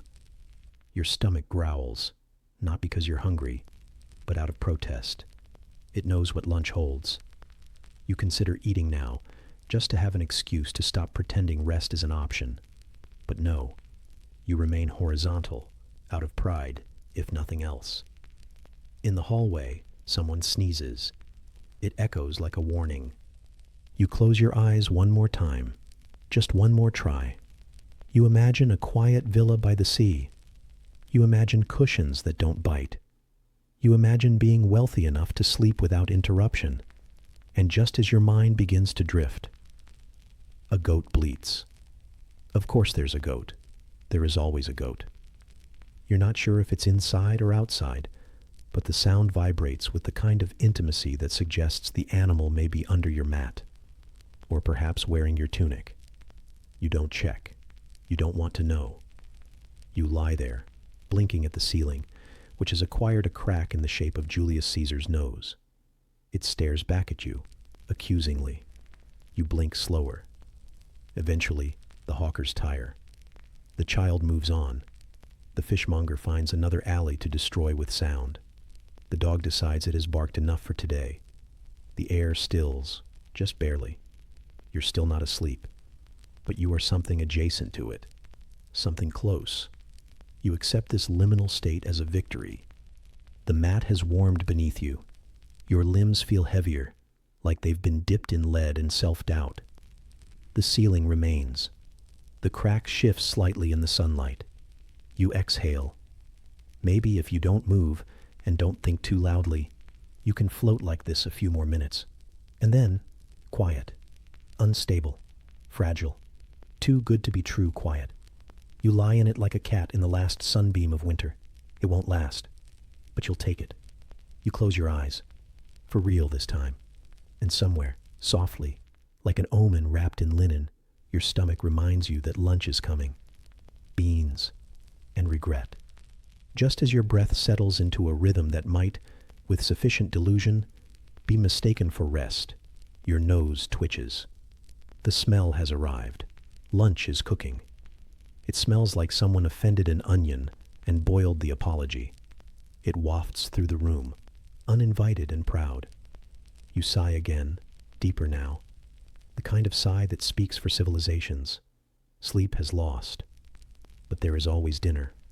And so you rise slowly as the goat bleats again in moral support, and you shuffle toward the kitchen. Because in Rome, even naps are aspirational. And somewhere, behind the hum of the midday stove, you hear the first whisper of evening preparations beginning to stir. The shadows have lengthened since your failed attempt at a nap. That brief, flickering moment of almost rest is now a memory curled at the back of your mind, like a cat that never quite settled. You rise from the mat, joints groaning in unison with the floor beneath you, and feel the weight of a day lived fully, though not by choice. The air inside the room is thick, not with heat, but with the kind of dense staleness that clings to the folds of fabric and the backs of your knees. Your tunic smells faintly of effort and earlier disappointment. It sticks to you in certain places and flutters away in others, like a garment that refuses to commit. The belt digs slightly, the way all belts do when you're not in the mood to be contained. You shuffle toward the hearth, if it can still be called that. Little more than a pit of coals now, coughing its last warm breaths beneath a pot that has boiled too long and too little at the same time. The scent is immediate, not strong, not even offensive, just sad. A tired aroma of stewed cabbage, ghosted garlic, and something that may once have been meat in a former life, now reduced to shreds floating aimlessly in the grayish broth. The kind of meal that makes no promises and fulfills none. You lean close to the pot, peer in without stirring, as if the act of looking might improve it. It doesn't. A lone carrot slice bobs to the surface, translucent and resentful, before sinking again. You exhale through your nose and look around the room as though someone else might take over. No one does. Behind you, the walls mutter. Not in words, but in creaks and sighs. The timbers of the building shift as the temperature drops, reminding you that Rome's architecture may be glorious on the outside, but inside, it groans like a man whose sandals are too small and whose patience has died a slow death. You ladle the food with the kind of detachment reserved for funeral rites and taxes. The bowl you choose is cracked, but stable. The spoon is wooden and slightly splintered along the handle, as if it too has been through something. You sit down on the low stool, lopsided of course, and position the bowl in your lap like an offering you're not entirely sure you deserve. The first bite is not hot, nor cold, just wrong. Lukewarm in the way that revenge is said to be best served, though this tastes less like triumph and more like punishment. The vegetables have surrendered their texture long ago. The broth clings to your tongue with the same enthusiasm as damp socks in a Roman rainstorm. You chew something that resists, possibly a bean, possibly not. A neighbor coughs through the wall, followed by the unmistakable sound of someone clearing their throat with operatic flair. You do not envy them. You do not envy anyone at the moment, except perhaps the goat, who you can hear rustling in the courtyard. At least it's not eating this. Your jaw moves slowly, mechanically. Each spoonful is a test of will rather than appetite. The salt is inconsistent, an accidental cluster in one bite, then none at all in the next. You tell yourself it's rustic. You tell yourself it's authentic. You know it's just uneven. A breeze sneaks through the window slit, carrying with it a puff of smoke and a whiff of something grilled from the direction of someone wealthier. It smells vaguely of olive oil and arrogance. You swallow your envy with your meal, though the latter goes down harder. Your stomach, already displeased from the bean debacle at midday, shifts with suspicion. It makes a noise. You choose not to interpret it. The goat bleats once, briefly, almost sympathetically, and then falls quiet again. It's unclear whether the sound came from comfort or contempt. Either way, it echoes your mood. Your back aches from the stool. Your thighs stick to the wood. The bowl is half empty and still somehow full. You pause to press your fingers into your temples, not because of pain, but because you hope it might press the memory of this meal back out of your brain. It does not. Somewhere down the street, laughter erupts. Real, full laughter. You imagine someone has just received a basket of figs, or a new tunic without the scratchy seam across the shoulder blade. You do not join the laughter. You chew instead. The spoon scrapes the bottom of the bowl with a hollow sound, and for a moment you think of a bell tolling. A small, miserable dinner bell, signaling not the end of a fast, but the continuation of a long digestive truce. You set the spoon down. Your hand smells like wood and regret. You look down at your lap. The last dregs of the broth have pooled at the bottom, forming a puddle that reflects the flicker of the dying hearth. You stare into it. It does not blink. You consider seconds, not because you want them, but because there is nothing else to do. Outside, the city does not quiet. A man begins to sing near the fountain. He is not good at it, but he is loud. Another voice joins him in protest. Someone slams a shutter. The goat sighs audibly. You drink the last of the broth like medicine. Head back, eyes closed, breath held. It slides down your throat with the enthusiasm of a funeral dirge. You place the bowl on the floor, tilted slightly against the leg of the stool. You'll wash it later, or tomorrow, or possibly never. Your hands rest in your lap, palms open to the low flickering light. They are slightly sticky. You don't know why. You don't want to know. The air has grown heavier now. Not colder, just slower. It drapes over your shoulders like a wet tunic left out too long. You pull your cloak tighter, though it smells faintly of mildew and the onions from 3 days ago. It comforts you anyway. Your stomach shifts again. This time it groans. Not the loud kind, but the internal kind. A whisper of revolution in the lower intestines. You breathe through it and try not to move too quickly. Time might calm it. Or not. There are no guarantees in Roman cuisine. Your thoughts drift, not out of curiosity, but necessity. You think of water, of clean sheets, of meals that arrive warm and stay that way, of beds without straw poking through the corners, of sleep that begins without effort and ends without noise. You think of olives. You didn't eat any, but you still smell them. Somewhere in the room, on your cloak, or the corner of the bench, or embedded in the walls themselves, the scent lingers. Briny, oily, persistent. You have come to accept that you may never stop smelling olives. Your eyelids feel heavier, not with sleep exactly, but with surrender. The kind of weight that comes not from exhaustion, but from repetition. Another meal survived. Another day endured. Another bowl washed in tepid water and dried on a cloth that already smells worse than the bowl did. You rest your head against the wall. It is cold and unyielding. You pretend it is comforting. You pretend you are full. You pretend tomorrow's meal will be better. You pretend a lot of things. Outside, the city sighs again. A door closes. A dog barks once, then changes its mind. A vendor packs up his cart with a rusted squeal that might haunt your dreams, if you're lucky enough to have them. You close your eyes, and somewhere, not far off, the sound of a mat being laid down reaches your ears. There is only one thing left to do now, and it begins with lying down. The last light of the day is a kind of dull gold that no longer pretends to be warm.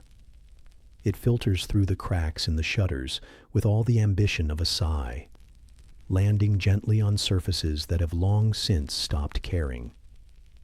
The floorboards creak as you shift, not with protest, but with resignation, like they too have endured more footsteps than they signed up for. You move slowly now, not because it helps, but because rushing implies hope, and hope is a luxury best saved for mornings. You are done with today, and today, for what it was, is done with you. Your feet hurt in a dozen small, precise ways, calluses rubbed raw by sandal straps that exist solely to remind you that comfort is a modern myth. The soles of your feet feel polished by the road, rubbed smooth like overused coins. You smell faintly of vinegar, dust, and whatever the stew was pretending to be earlier. There's a sticky spot near your collarbone where something dripped and dried mid-sentence. You didn't have the energy to clean it. You still don't. You unfasten the day as best you can. Belt first, leather cracked, buckle rusted, a relic held together by routine and indifference. Your tunic peels off like old parchment, crumpling in a heap near the mat, still shaped vaguely like you. You don't fold it. Folding implies you might wear something else tomorrow. You will not. The straw mat greets you with the same lumpy familiarity it offers every evening. You slide onto it like someone crawling back into a regrettable decision. The straw pokes through in places, pricking your shoulder blades, your hips, your pride. You shift. It adjusts. Nothing improves. Your blanket, a scratchy rectangle of woven disappointment, smells like dust and aged sheep. You pull it over yourself anyway, more out of ceremony than expectation. The air in the room is still and cool, heavy with the musk of people and things that haven't moved enough to air themselves out. The walls breathe faintly with you, soaked in the memory of every conversation, every argument, every pot of food too long forgotten on the coals. Somewhere in the corner, something organic rustles. You choose not to investigate. Curiosity leads to confrontation, and confrontation leads to standing up. You're done with that.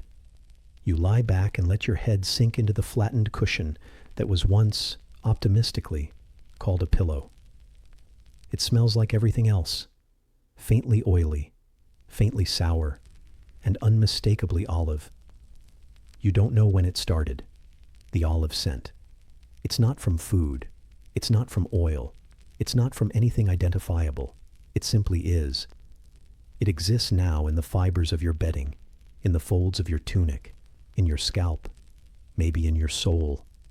You have begun to suspect that being Roman means smelling like olives even in your sleep.